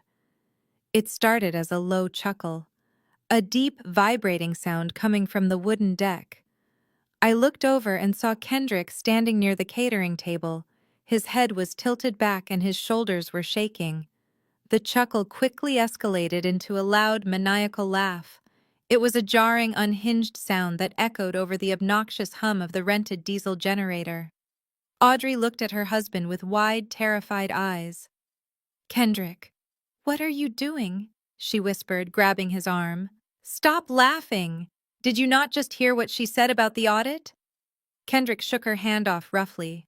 He wiped a tear of mirth from his eye and walked to the edge of the patio, looking down at me with an expression of absolute supreme arrogance. He was not scared. He was not intimidated by the IRS documents in my hand. In fact, he looked like a man who had just won the lottery. "You really think you did something here today, do you not, Clara?" Kendrick sneered, his voice dripping with condescension. "You rolled up in your rented luxury car, crushed my decorations, and scared away a bunch of stuck-up old people with some tax paperwork. You think you completely ruined us." He let out another sharp, mocking laugh. He pointed a finger at my father, who was still staring blankly at the grass. "Let me tell you a little secret," Clara Kendrick said, his tone turning dark and victorious. "I do not care about your father and his stupid tax problems. That is his mess to clean up. Let the federal government audit him. Let them throw him in a white-collar prison for all I care. He is old news." My mother let out a loud, horrified gasp from her wicker chair. "Kendrick, how can you say that?" she cried. "Shut up," Patricia Kendrick snapped, without even looking at her. He kept his eyes locked intensely on mine. His chest was puffed out, radiating the foolish confidence of a man who firmly believed he was the smartest person in the room. "You came here to gloat about an audit because you think it protects this house," Kendrick continued, stepping down onto the grass and closing the distance between us.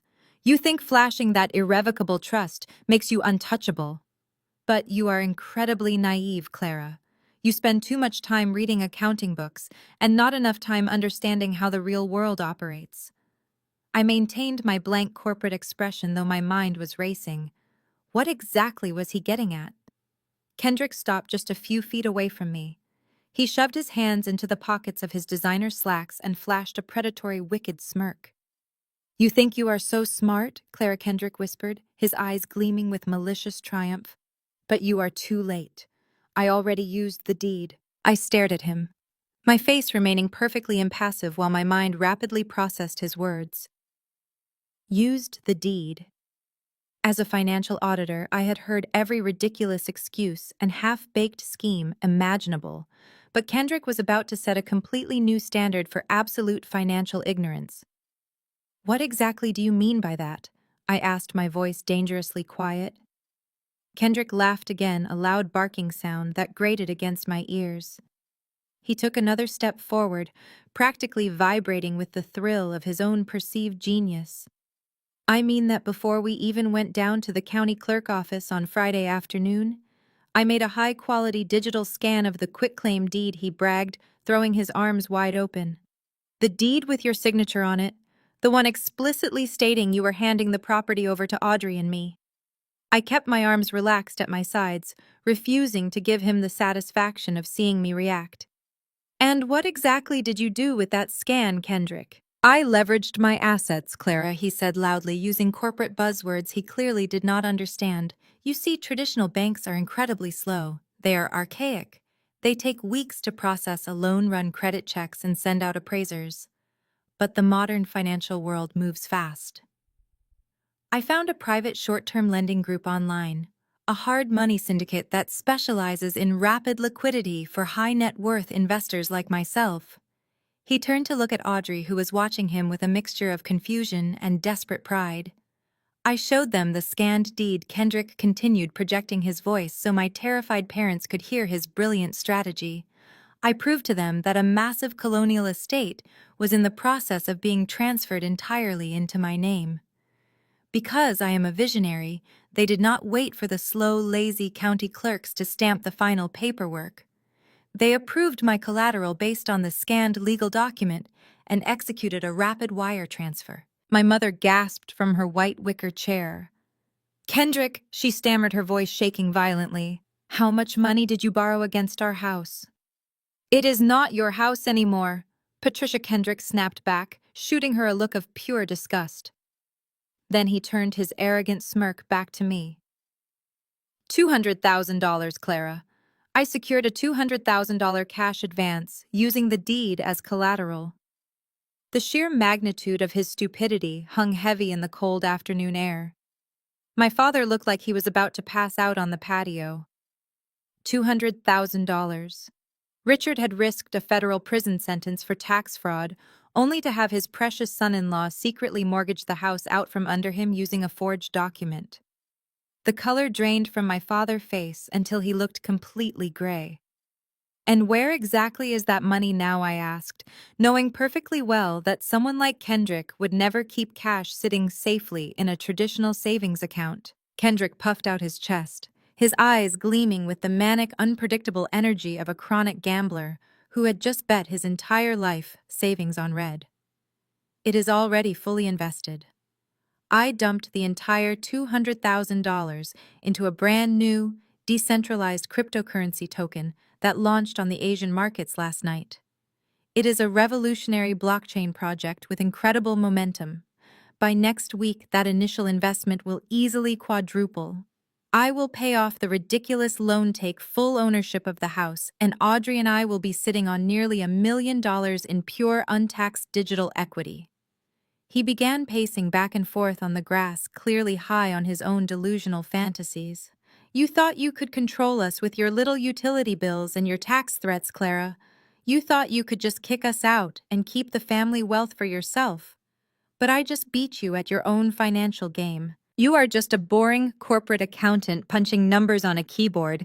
I am a modern financial pioneer." He stopped pacing and stepped so close to me I could smell the expensive cloying cologne he had bought with stolen credit cards. He leaned down, his face inches from mine, and lowered his voice into a menacing, theatrical whisper. "You can wave those IRS papers around all you want." Clara Kendrick sneered, his breath hot against the crisp winter air. "You can cry to the police about forged signatures and fake notary stamps. But the digital contract is already signed. The wire transfer is complete. The money is already in my wallet. If you take the house back, you take the debt with it." The profound silence that followed Kendrick and his arrogant declaration was thick enough to cut with a knife. For a few seconds, the only sound was the obnoxious roaring of the rented diesel generator echoing off the brick walls of the colonial house. I stood perfectly still, watching the absolute horror slowly wash over the faces of my parents. They had fully supported Kendrick when they thought his little forgery scheme would simply secure them a free place to live. But hearing that he had secretly taken out a massive mortgage without telling them completely shattered their toxic alliance. "You did what my father demanded," his voice cracking violently. Richard took a step toward Kendrick, his hands balled into tight fists. The fear of the federal audit was momentarily eclipsed by the sheer betrayal he was experiencing. "We agreed to transfer the title to secure the property from Clara. We never agreed to let you borrow money against the estate." Kendrick rolled his eyes, visibly annoyed that his supposed genius was being questioned by the father-in-law he clearly viewed as a financial failure. "Do not be so incredibly dramatic," Richard Kendrick scoffed, waving a hand dismissively. "It is called leveraging dead assets. That house was just sitting there doing absolutely nothing. I put the equity to work. When the crypto token skyrockets next week, I will pay off the loan and we will be rich. You should be thanking me on your knees." "Thanking you," my mother shrieked, jumping up from the white wicker chair. Patricia pushed past Audrey, her face red and distorted with pure panic. "You stole $200,000 against the house we live in. What if your stupid internet money fails Kendrick? What happens to us then? The lenders will foreclose on the property. We will be thrown out onto the street." Kendrick glared at my mother, his fake charm completely dropping to reveal the nasty, selfish grifter he truly was. "Oh, shut up, Patricia," he snapped viciously. "You are living in a fantasy world. You just heard Clara say the IRS is coming for you on Tuesday. Your husband committed federal tax fraud for 5 years. They are going to freeze every single bank account you have. They will garnish your pensions. You are entirely broke. I am the only person in this family who actually has any real liquidity right now. You need my investment to save you from going to prison. You arrogant fool, my father yelled, his face turning an alarming shade of purple. You used a fake deed. If those lenders find out the paperwork is completely fraudulent, they will not just foreclose. They will send people after us. You gave our home address to a shadow lending syndicate. You put my pregnant daughter in extreme danger just so you could play at being a day trader. The argument exploded into a full-blown screaming match right there on the ruined front lawn. All the polite suburban etiquette was completely abandoned as the thieves violently turned on each other. My father lunged forward, grabbing the collar of Kendrick's expensive silk shirt. Kendrick shoved my father backward so hard that Richard stumbled and nearly fell into the crushed pink plastic flamingos. Audrey began to scream hysterically, jumping between the two men. "Stop it!" Audrey cried, grabbing Kendrick by the arm.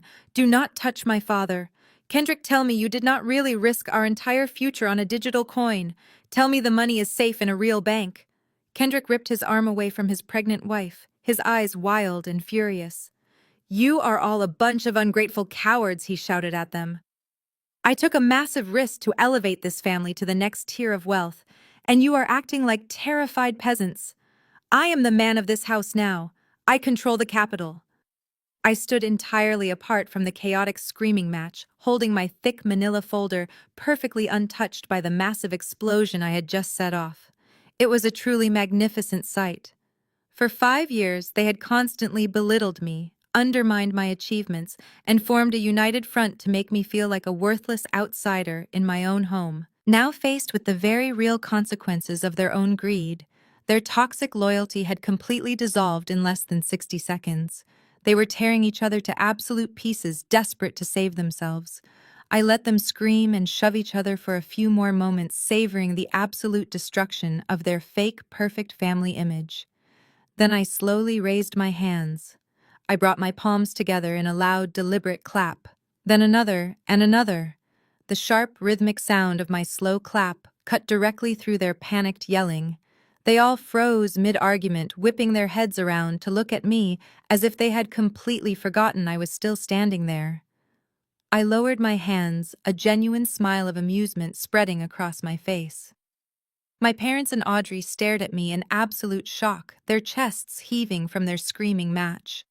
Kendrick stood rigidly on the grass, his silk shirt wrinkled from where my father had just violently grabbed him. He tried to maintain his arrogant glare, but I could see the tiny muscle in his jaw twitching with sudden uncertainty. "Bravo, Kendrick," I said, my voice echoing clearly over the humming of the rented diesel generator. "That was a truly spectacular performance. You actually stood on my lawn and convinced yourself that you outsmarted the entire financial system with a cheap desktop scanner and a fake rubber stamp. You think you are the ultimate financial visionary, do you not?" Kendrick puffed out his chest, desperately trying to recover his shattered dignity. "I did outsmart the system," he spat back, though his voice lacked the confidence it held just moments ago. "The money is in my digital wallet. The blockchain does not lie, Clara. You are furious because I found a rapid liquidity loophole in your little trust fund. I beat you." I let out a soft sigh, shaking my head in sheer disbelief. "It is genuinely terrifying how little you understand about finance," I replied, stepping closer to the patio. "Let me break this down for you, using very simple concepts, so you can comprehend the magnitude of the grave you just dug for yourself. As a senior certified public accountant, I handle corporate compliance, risk assessment, and legal asset protection every single day. I know exactly how underwriting works." I held up my hand, counting off the points on my fingers. "First, this house is not just a standard piece of residential property. It is legally bound within an irrevocable trust. The key word there is irrevocable. That means it cannot be altered, sold, or leveraged by anyone except the legally appointed trustee. That is me. When a person applies for a legitimate mortgage or a home equity line of credit, the very first thing a real financial institution does is initiate a comprehensive title search through the county property records. My father groaned softly, burying his face in his hands. He knew exactly where this was going. A real bank does not just look at a scanned piece of paper you emailed them from your laptop. I continued, my voice sharp and authoritative. They require an underwriter. They require official certified documents with verified recording stamps from the county clerk. Most importantly, if a property is legally held in a trust, the bank requires the trustee to be physically present. To get a loan on this house, I would have to sit at a massive mahogany table, provide my government identification, and sign the loan documents in blue ink in front of their own registered notary. Kendrick swallowed hard. His eyes darted nervously toward Audrey, who was clutching her stomach and looking at him with pure terror. "But I got the money," Kendrick insisted, his voice cracking slightly as the reality began to set in.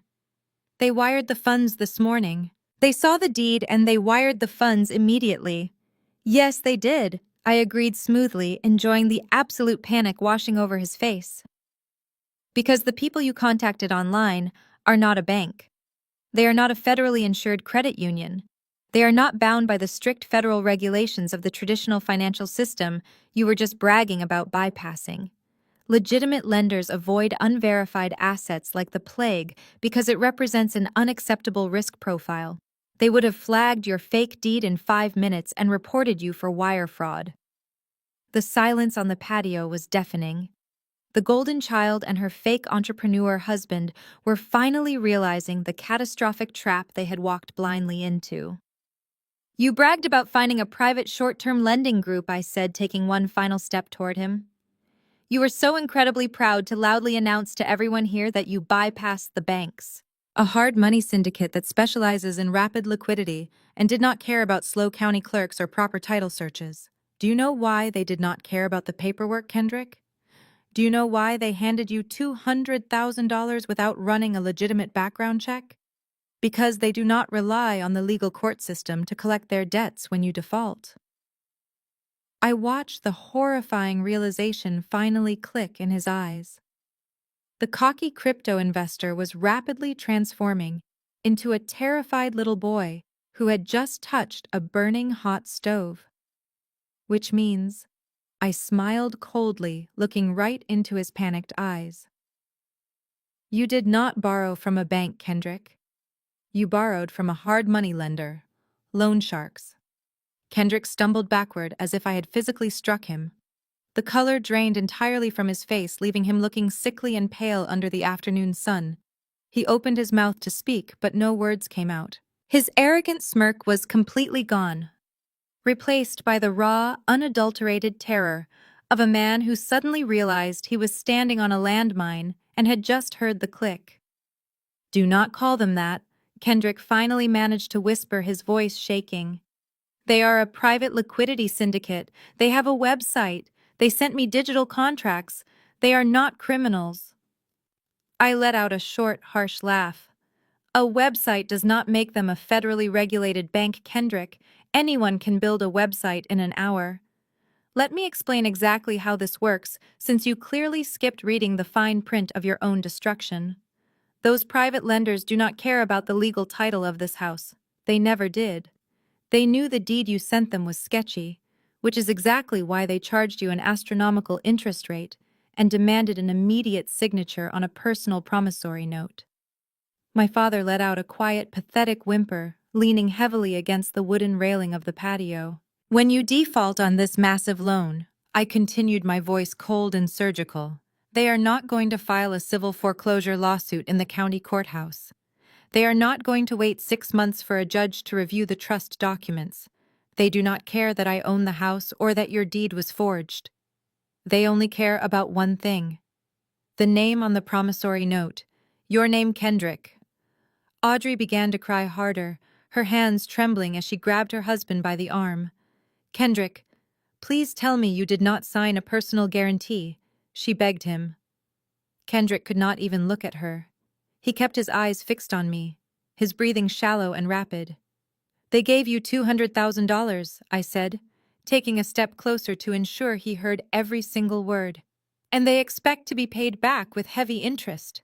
When they come to collect, they will not be sending polite letters in the mail. They will be sending people. Dangerous people who specialize in extracting money from arrogant fools who think they can outsmart the underworld. And the best part, Kendrick, is that you cannot even go to the police for protection. Why not? Audrey shrieked, her voice echoing across the empty yard. We can call the police. We can tell them he was tricked.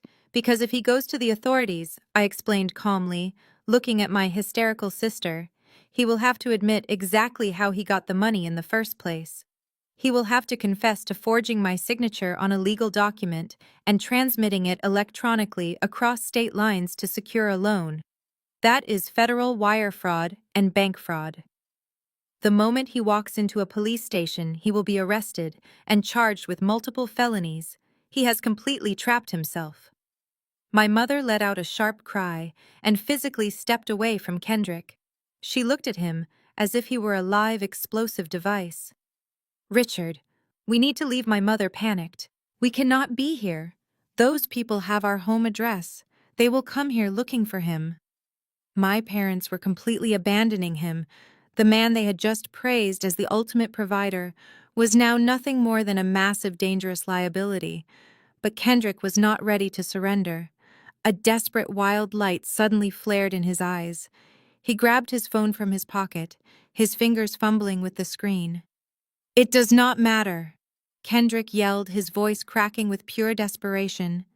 You are trying to scare me, Clara, but it is not going to work. I do not need to go to the police. I do not need your house anymore. I told you I invested the money. The crypto market is open 24 hours a day. The token I bought is projected to skyrocket. I will just liquidate my position right now. I will pay back the loan today and keep the profit. You cannot defeat me. I watched him frantically tap his screen, opening his digital trading application. I felt a cold, deep satisfaction settle into my bones. As a financial auditor, it was my job to track volatile market trends. I knew exactly which token he had dumped all that stolen money into. I would not bother checking that portfolio, Kendrick, I said softly. He froze, his thumb hovering over the bright screen. What did you say? He demanded. I checked the international markets this morning over breakfast. I replied, my voice completely devoid of pity. That revolutionary new token you bought into was a classic pump and dump scheme. The developers pulled all the liquidity out at 4 a.m. It pulled Kendrick. The coin crashed to absolute zero. You owe $200,000 to dangerous people and your digital wallet is completely empty. You have absolutely nothing. You have absolutely nothing. Kendrick did not argue with me this time. He did not puff out his chest or throw around his ridiculous buzzwords. He simply looked down at his phone. His trembling thumb tapped the screen, refreshing his digital portfolio application once, twice, 3 times. I watched the reflection of the bright screen illuminate his terrified face. The line graph on his trading app had flatlined. The balance at the top of the screen displayed a bold, undeniable 0. The rug pull was complete.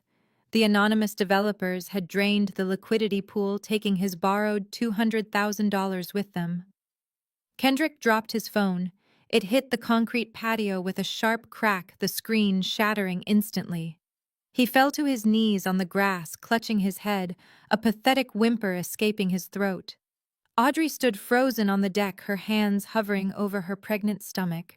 Her perfect pastel maternity dress suddenly looked ridiculous against the backdrop of absolute financial devastation.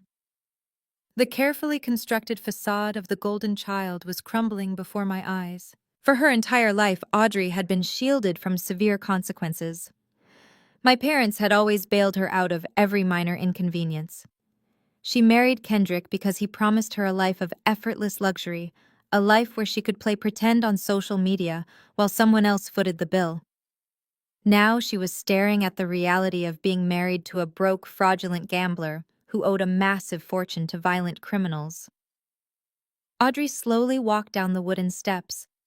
She stopped right in front of Kendrick, who was still kneeling in the grass, muttering incoherently about market fluctuations and temporary dips. You lost it, Audrey whispered, her voice barely audible over the loud humming generator. You lost absolutely everything we had.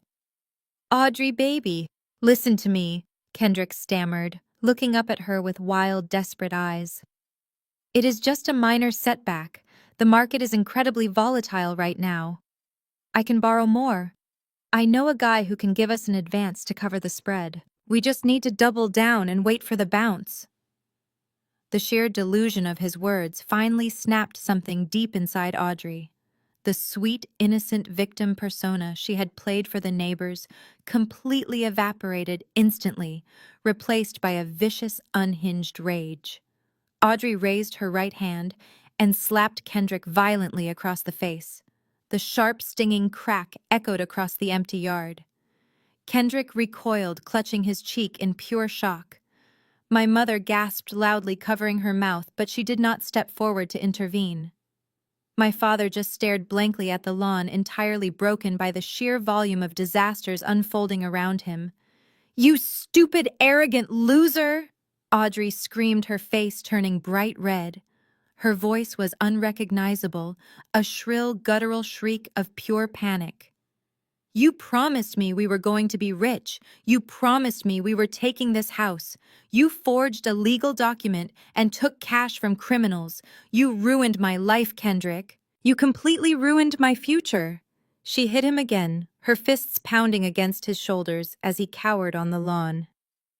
"I am pregnant," Audrey sobbed hysterically, her anger quickly giving way to raw terror. "I am having a baby, and you just put a massive target on our backs. Those loan sharks are going to come here looking for you. They are going to hurt us. I hate you. I absolutely hate you." Kendrick did not fight back. He just curled into a tight ball on the crushed pink plastic flamingos, completely humiliated and destroyed. Audrey backed away from him, hyperventilating. She looked wildly around the yard, her eyes darting from the abandoned catering tables to the rented generator and finally to our terrified parents. But she knew Richard and Patricia were useless now. The federal auditors were coming for my father, and my mother had never successfully handled a real crisis in her entire life.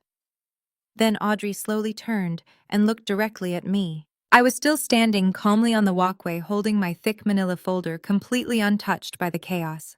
I was the senior certified public accountant. I was the one with the six-figure corporate salary. I was the one who actually owned the million-dollar colonial estate.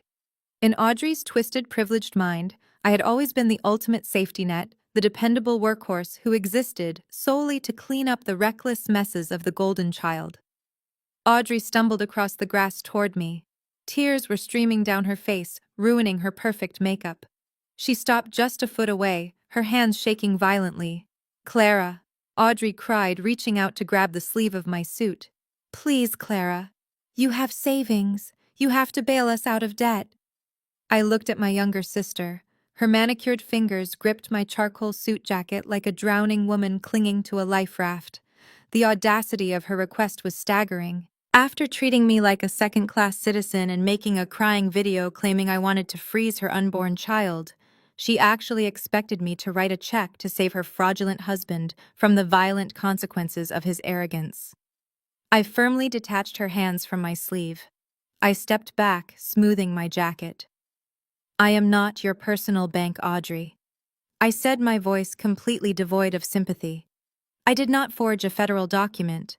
I did not borrow from a criminal syndicate. I did not gamble my future on a digital coin. You blindly supported him while he tried to steal my property and throw me into the freezing cold. You made this bed and now you have to lie in it." Audrey let out a loud wail and collapsed onto the grass next to Kendrick, burying her face in her hands, as the reality of her shattered future finally crushed her. Seeing her golden child broken snapped my mother out of her paralysis. Patricia rushed forward, her designer heels sinking into the soft soil. She grabbed my father by the arm, violently jerking him forward. Richard stumbled, his face still gray and slack with terror from the impending tax audit. "Clara, please," my mother begged, her voice high-pitched and hysterical. "You cannot let this happen to us. Those loan sharks will take the house. They will come here and hurt all of us. You have the money. You are a senior certified public accountant. You have a massive salary and investments. You can pay them off and save your sister. You can easily hire a top-tier defense lawyer to help your father fight the IRS. I stared at the woman who had packed my belongings into cheap garbage bags just 1 week ago. You want me to drain my life savings to cover federal tax fraud and underground loan shark debts? I asked, raising an eyebrow. My parents did not hesitate. The sheer desperation completely overrode whatever remaining pride they possessed. Right there on the front lawn, amidst the crushed pink plastic flamingos and the abandoned catering tables, my mother and father fell to their knees. It was a shocking, pathetic sight. The proud, arrogant patriarch and the status-obsessed matriarch kneeling in the dirt in front of the daughter they had always despised. My father lowered his head, his shoulders shaking with pathetic, silent sobs. "Clara, we are so incredibly sorry," my mother cried, clasping her hands together in front of her chest. "We made a terrible mistake. We were just trying to help Kendrick and Audrey get a good start. But we are family. We are your parents. You cannot abandon us to criminals and federal investigators. We are blood, Clara. We are blood." I looked down at them kneeling in the grass. I felt absolutely nothing. No pity, no guilt, no familial obligation. The well of my empathy had run completely dry. Instead of answering her plea, I reached into the interior pocket of my blazer and pulled out my smartphone. I unlocked the screen, opened the camera, and switched it to video mode. I pointed the lens directly at my parents kneeling in the grass and hit the red record button. "What are you doing?" my mother gasped, trying to shield her face with her hands. "I am documenting reality," I replied smoothly, keeping the camera steady. Last night, Audrey posted a highly manipulative video to the homeowner association group crying fake tears and calling me an unhinged monster. She tried to destroy my reputation. So now I am going to publicly record the actual truth. I want a clear video record of the people who tried to steal my house kneeling in the dirt and begging for my money. "Put the damn phone away, Clara," my father pleaded weakly, not daring to look up at the camera lens. "Please, just help us. We are blood." I zoomed in slightly on his trembling figure. "Blood?" I asked, my voice ringing out with absolute authority over the loud humming of the rented diesel generator. "Last Sunday you comfortably sat at a dining table that I paid for. You threw my house key into my dinner plate. You handed me a cheap suitcase. You looked me dead in the eye and told me that I was nothing to you. You told me I was taking up space and ordered me to leave." I lowered the phone slightly, making sure to capture the absolute terror in their eyes. "I am not abandoning my family." I smiled coldly. "I am just following your orders." I pressed stop, saving the video to my cloud storage. I slipped the heavy phone back into my tailored suit jacket pocket. A heavy silence followed, broken only by the continuous mechanical drone of the rented generator and the muffled sobs of my mother. My father remained on his knees, staring at the crushed pink plastic flamingos scattered across the lawn. He looked entirely broken, a hollow shell of the arrogant man who threw my house key into my dinner plate last week. I opened the thick manila folder one last time. One final document was tucked safely behind the federal tax audit notices. I pulled it out. It was formally drafted and stamped by Lawyer Harrison earlier that morning. I stepped forward and held the crisp, white document out toward my father. Richard did not reach for it. He just stared at the paper as if it were laced with poison. His hands remained limply at his sides, trembling slightly. "Take it, Dad," I commanded, my voice sharp and entirely devoid of warmth. "Consider this my final contribution." Trembling violently, my father took the document. His eyes darted across the bold letters at the top of the page. He struggled to comprehend the legal terminology through his panic. "What is this?" my father asked, his voice barely a whisper. "What more could you possibly do to us?" "That is an official 3-day pay or quit notice," I explained calmly, making sure Audrey and Kendrick could hear every word. "You see, when you kicked me out last Sunday, you explicitly told me that I was a tenant who had worn out her welcome. You claimed I was taking up space. You wanted to play the strict landlord evicting a useless renter. I simply decided to hold you to your own standard." My mother stopped crying and looked up, her tear-streaked face twisting in confusion. What are you talking about? For 5 years, I paid the property taxes, homeowner association fees, and insurance premiums out of my own pocket, I said. You told Kendrick and Audrey that I was paying you rent. We all know I never paid a single dime for living in that guest bedroom. Since you occupy $1 million estate belonging entirely to my irrevocable trust, and you have no legal ownership, you are the tenants. I pointed to the second paragraph of the legal document my father was holding. Lawyer Harrison conducted a market analysis of residential leasing rates in this specific wealthy suburb, I continued. The fair market rental value for a 5-bedroom, fully furnished colonial estate with a heated swimming pool is exactly $3,000 a month. You have lived in my property completely rent-free for 60 consecutive months. My father gasped, his eyes widening in absolute horror as he did the mental math. 60 months multiplied by $3,000 equals exactly $180,000, I stated clearly, watching the devastating realization crush whatever was left of his spirit. I am charging you retroactively for 5 years of unpaid fair market rent. I am legally permitted to do this because there was never a signed lease agreement waiving your rental obligations. You simply squatted in my trust asset. You cannot be serious, Audrey shrieked from the patio steps, scrambling to her feet.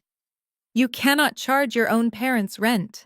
That is illegal. You are just making this up to torture us. It is perfectly legal, Audrey, I replied, without even glancing in her direction. Lawyer Harrison made absolutely sure every single clause fully complies with strict Texas real estate law. A judge will rubber stamp this eviction before you even have time to pack your bags. My mother grabbed my father by the arm, shaking him violently. Richard, tell her she cannot do this. Tell her we do not have that kind of money. We do not even have a fraction of that money. My father could not speak.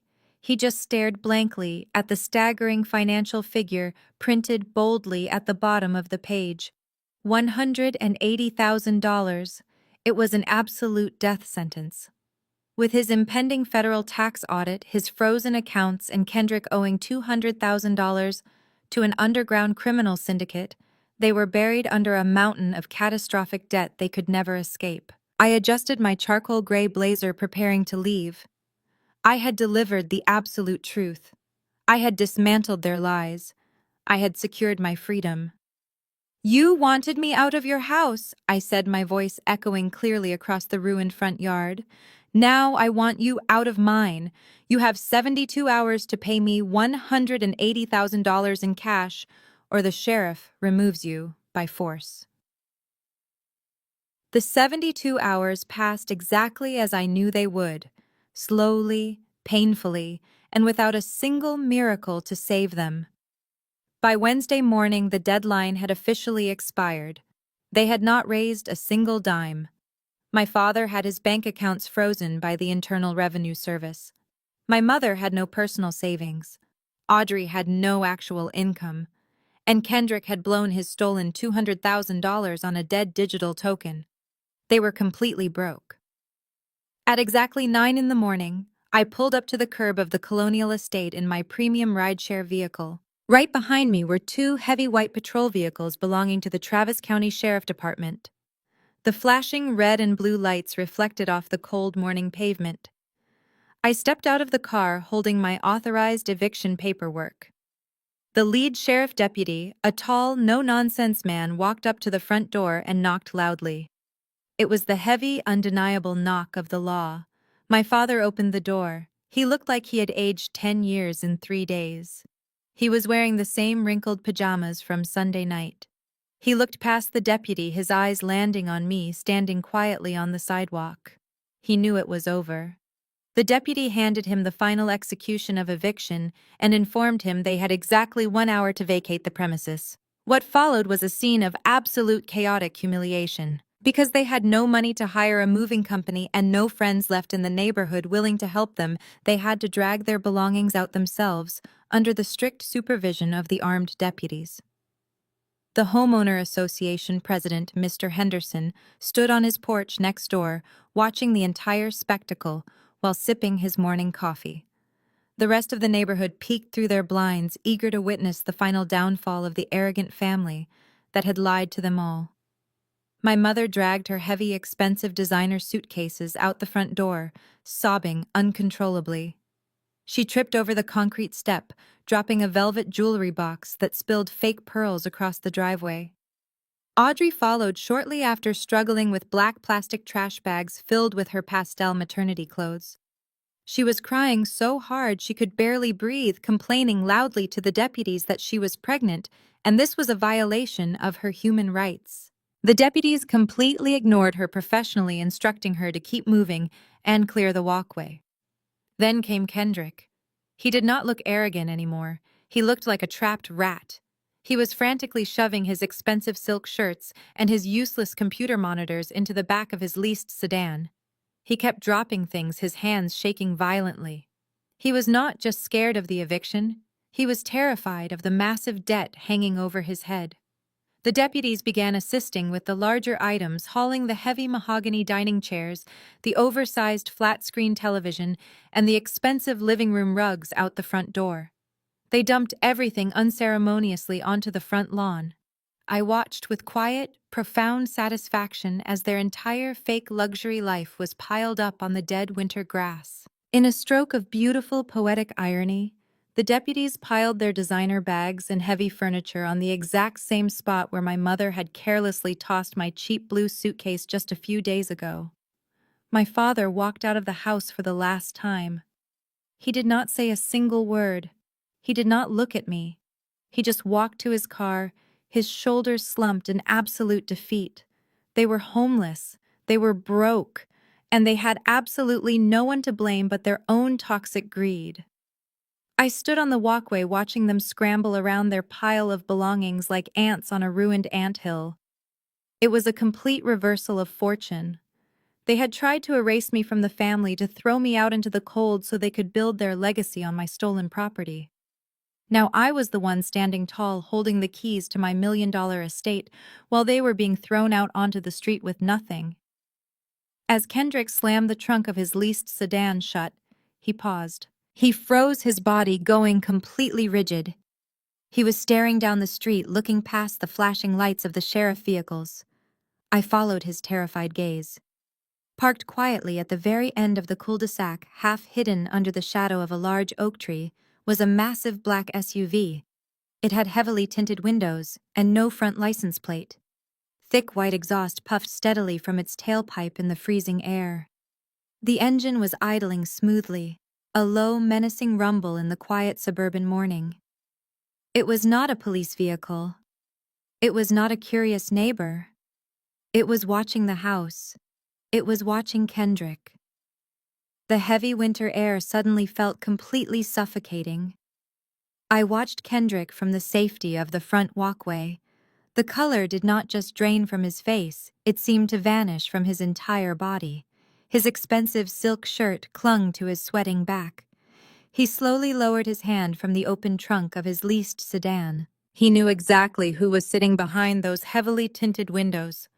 The hard money syndicate did not send polite collection letters. They sent collectors, and they had found him in less than 48 hours. Audrey, still wiping away her tears, noticed his sudden paralysis. She dragged a black plastic garbage bag filled with her shoes across the concrete and stopped next to him. "Kendrick, what are you doing?" she asked, her voice cracking with exhaustion. "We need to get in the car. We need to leave before the neighbors start taking pictures." Kendrick did not answer her. His eyes were locked on the black SUV. Slowly, the passenger side window of the heavy vehicle began to roll down. Just a few inches. It was a subtle, terrifying gesture. It was a silent promise of violence. In that exact moment, the fake financial visionary, the man who had loudly proclaimed himself the ultimate provider of the family, made the most cowardly decision of his entire life. Kendrick realized that if he got into his leased sedan, the SUV would easily follow him.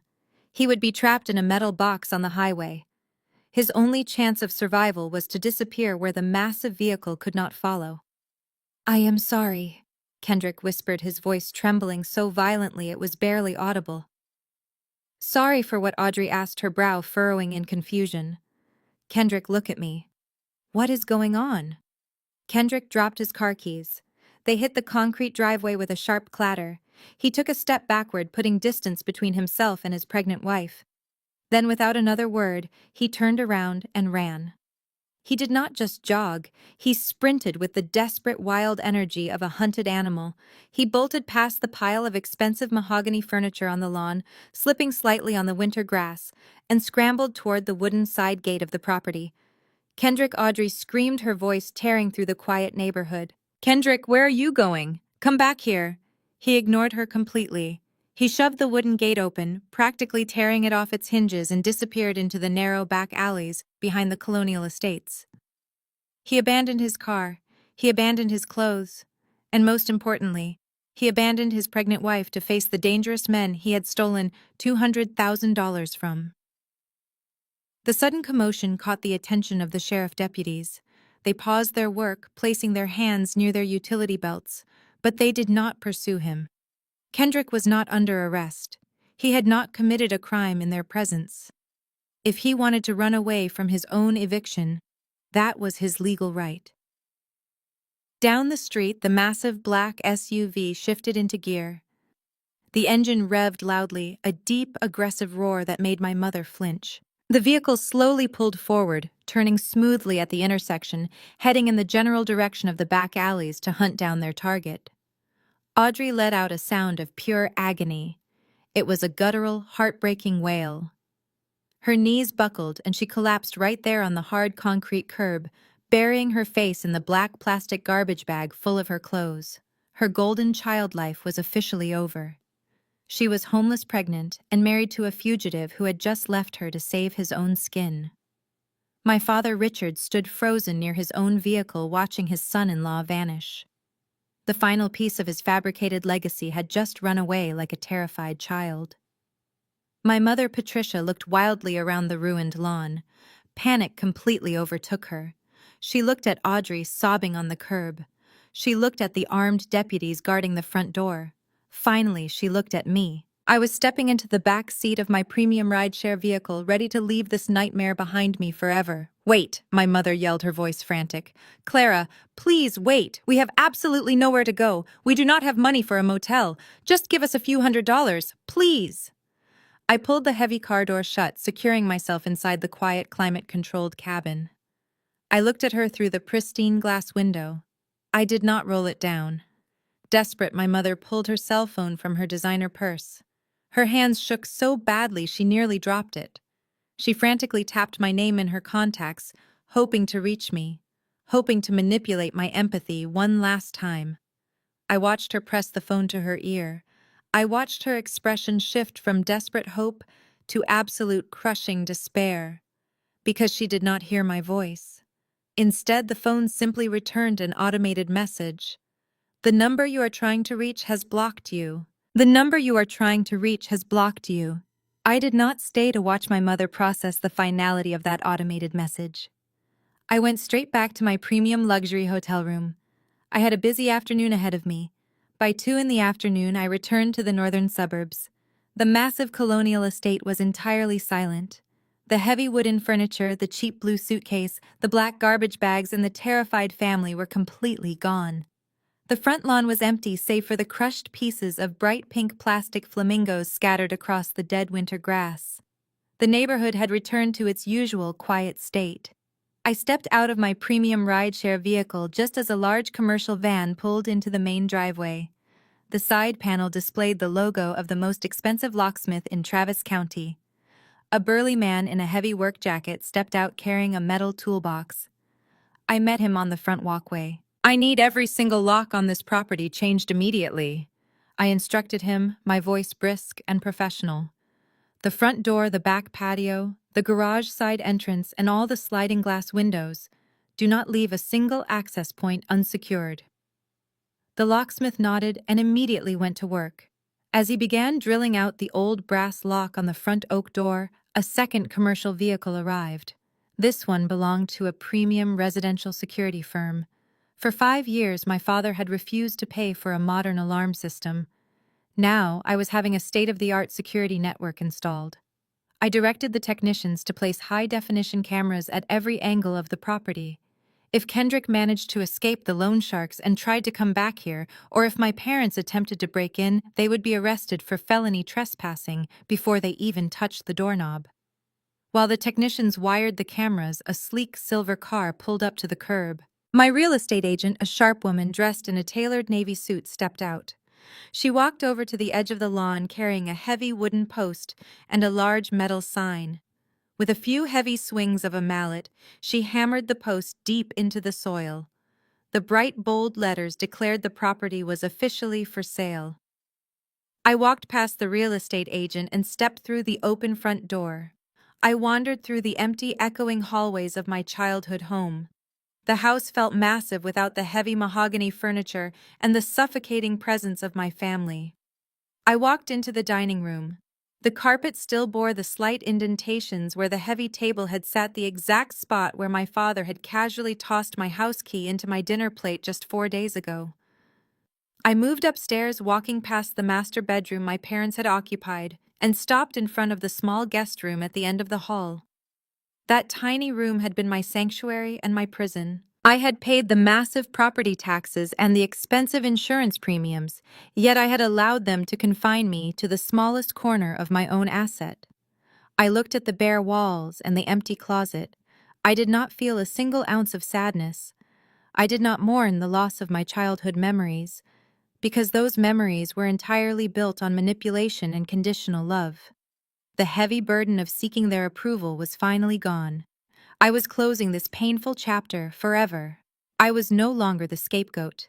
I was the sole owner of my destiny. I walked back downstairs and stepped out onto the front porch, locking the brand new deadbolt behind me with a satisfying heavy click. The security technicians were finishing their camera installations and the locksmith was packing up his tools. I stood on the porch, taking a deep breath of the crisp winter air. Suddenly, my smartphone buzzed in my tailored suit pocket. I pulled it out and looked at the screen. It was an urgent email notification from my real estate agent, who was currently sitting in her silver car at the curb. I opened the digital document.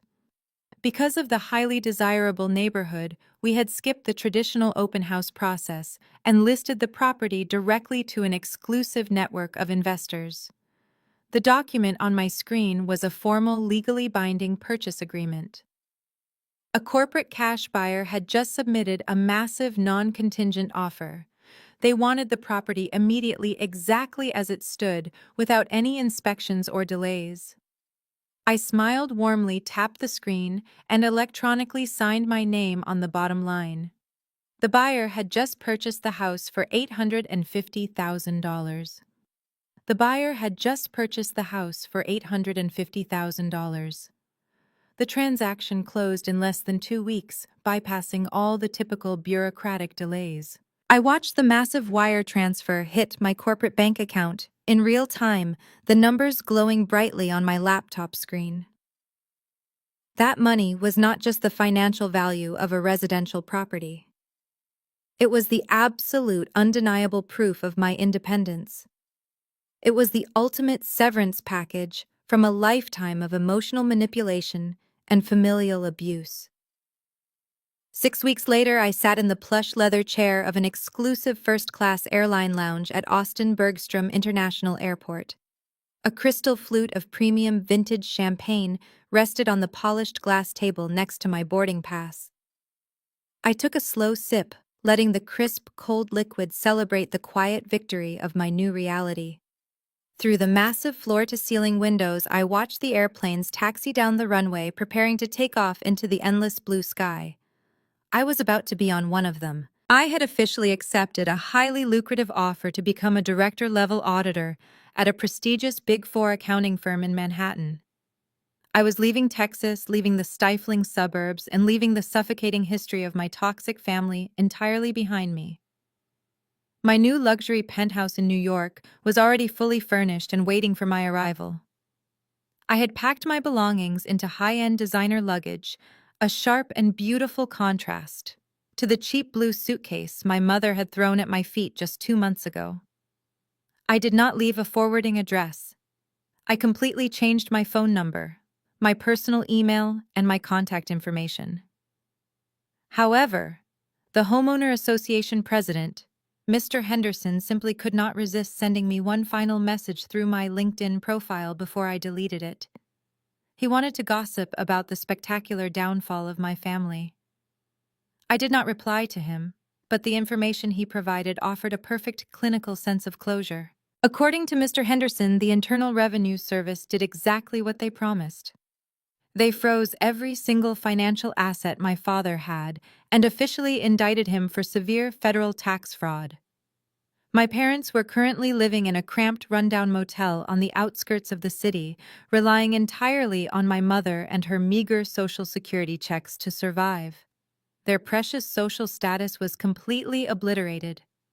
As for the golden child, her fake perfect life had completely imploded. Kendrick never came back. He was still actively on the run from the underground hard money syndicate, leaving Audrey completely alone to deal with the terrifying fallout. She was forced to move into a tiny government-subsidized apartment entirely dependent on state welfare programs to prepare for her new baby. The Homeowner Association had permanently banned all of them from ever setting foot in the neighborhood again. They had demanded that I fund their delusions. They had called me a useless spinster taking up space. But the very moment my financial support vanished, they collapsed like a fragile house of cards. They learned the hardest lesson possible. You cannot build a legacy on stolen ground, and you certainly cannot survive when you maliciously bite the only hand that has been quietly feeding you for half a decade. I took another sip of my champagne, leaning back into the comfortable leather chair. I felt a profound sense of absolute peace. For so many years, I believed that family was an unbreakable bond. Society constantly tells us that blood is thicker than water, that we must forgive and endure the abuse of our relatives simply because we share the same genetics. But as a senior auditor, I view the world through the strict lens of debts, assets, and liabilities. I am here to tell you that toxic family is a debt you absolutely do not have to pay. You do not owe your sanity to people who constantly disrespect your boundaries. You do not owe your hard-earned success to people who actively try to tear you down. You are not required to set yourself on fire just to keep toxic people warm. The guilt they try to place on your shoulders is nothing more than a manipulation tactic to keep you under their control. When you finally find the courage to walk away, to cut the cord, and stop funding their disrespect, you will realize that their power over you was just a complete illusion. You hold the keys to your own life. They told me to leave the key and not come back. It was the greatest gift they ever gave me. My flight has just been called for first-class boarding. I am ready to start my new life. Have you ever had to evict toxic family from your life?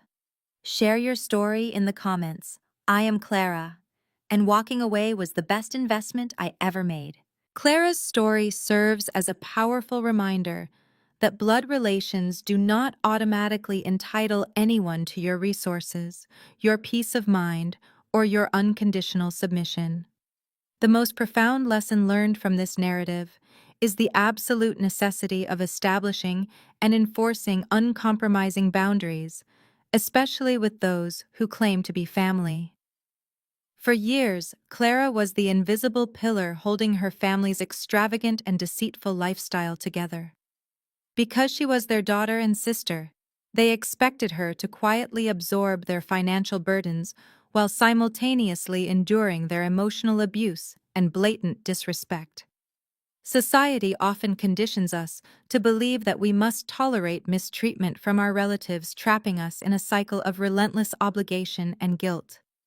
However, Clara's ultimate triumph demonstrates that toxic family members are a heavy, destructive debt that you are simply not obligated to carry. True empowerment comes from recognizing your own inherent value and refusing to let others use you as a disposable safety net.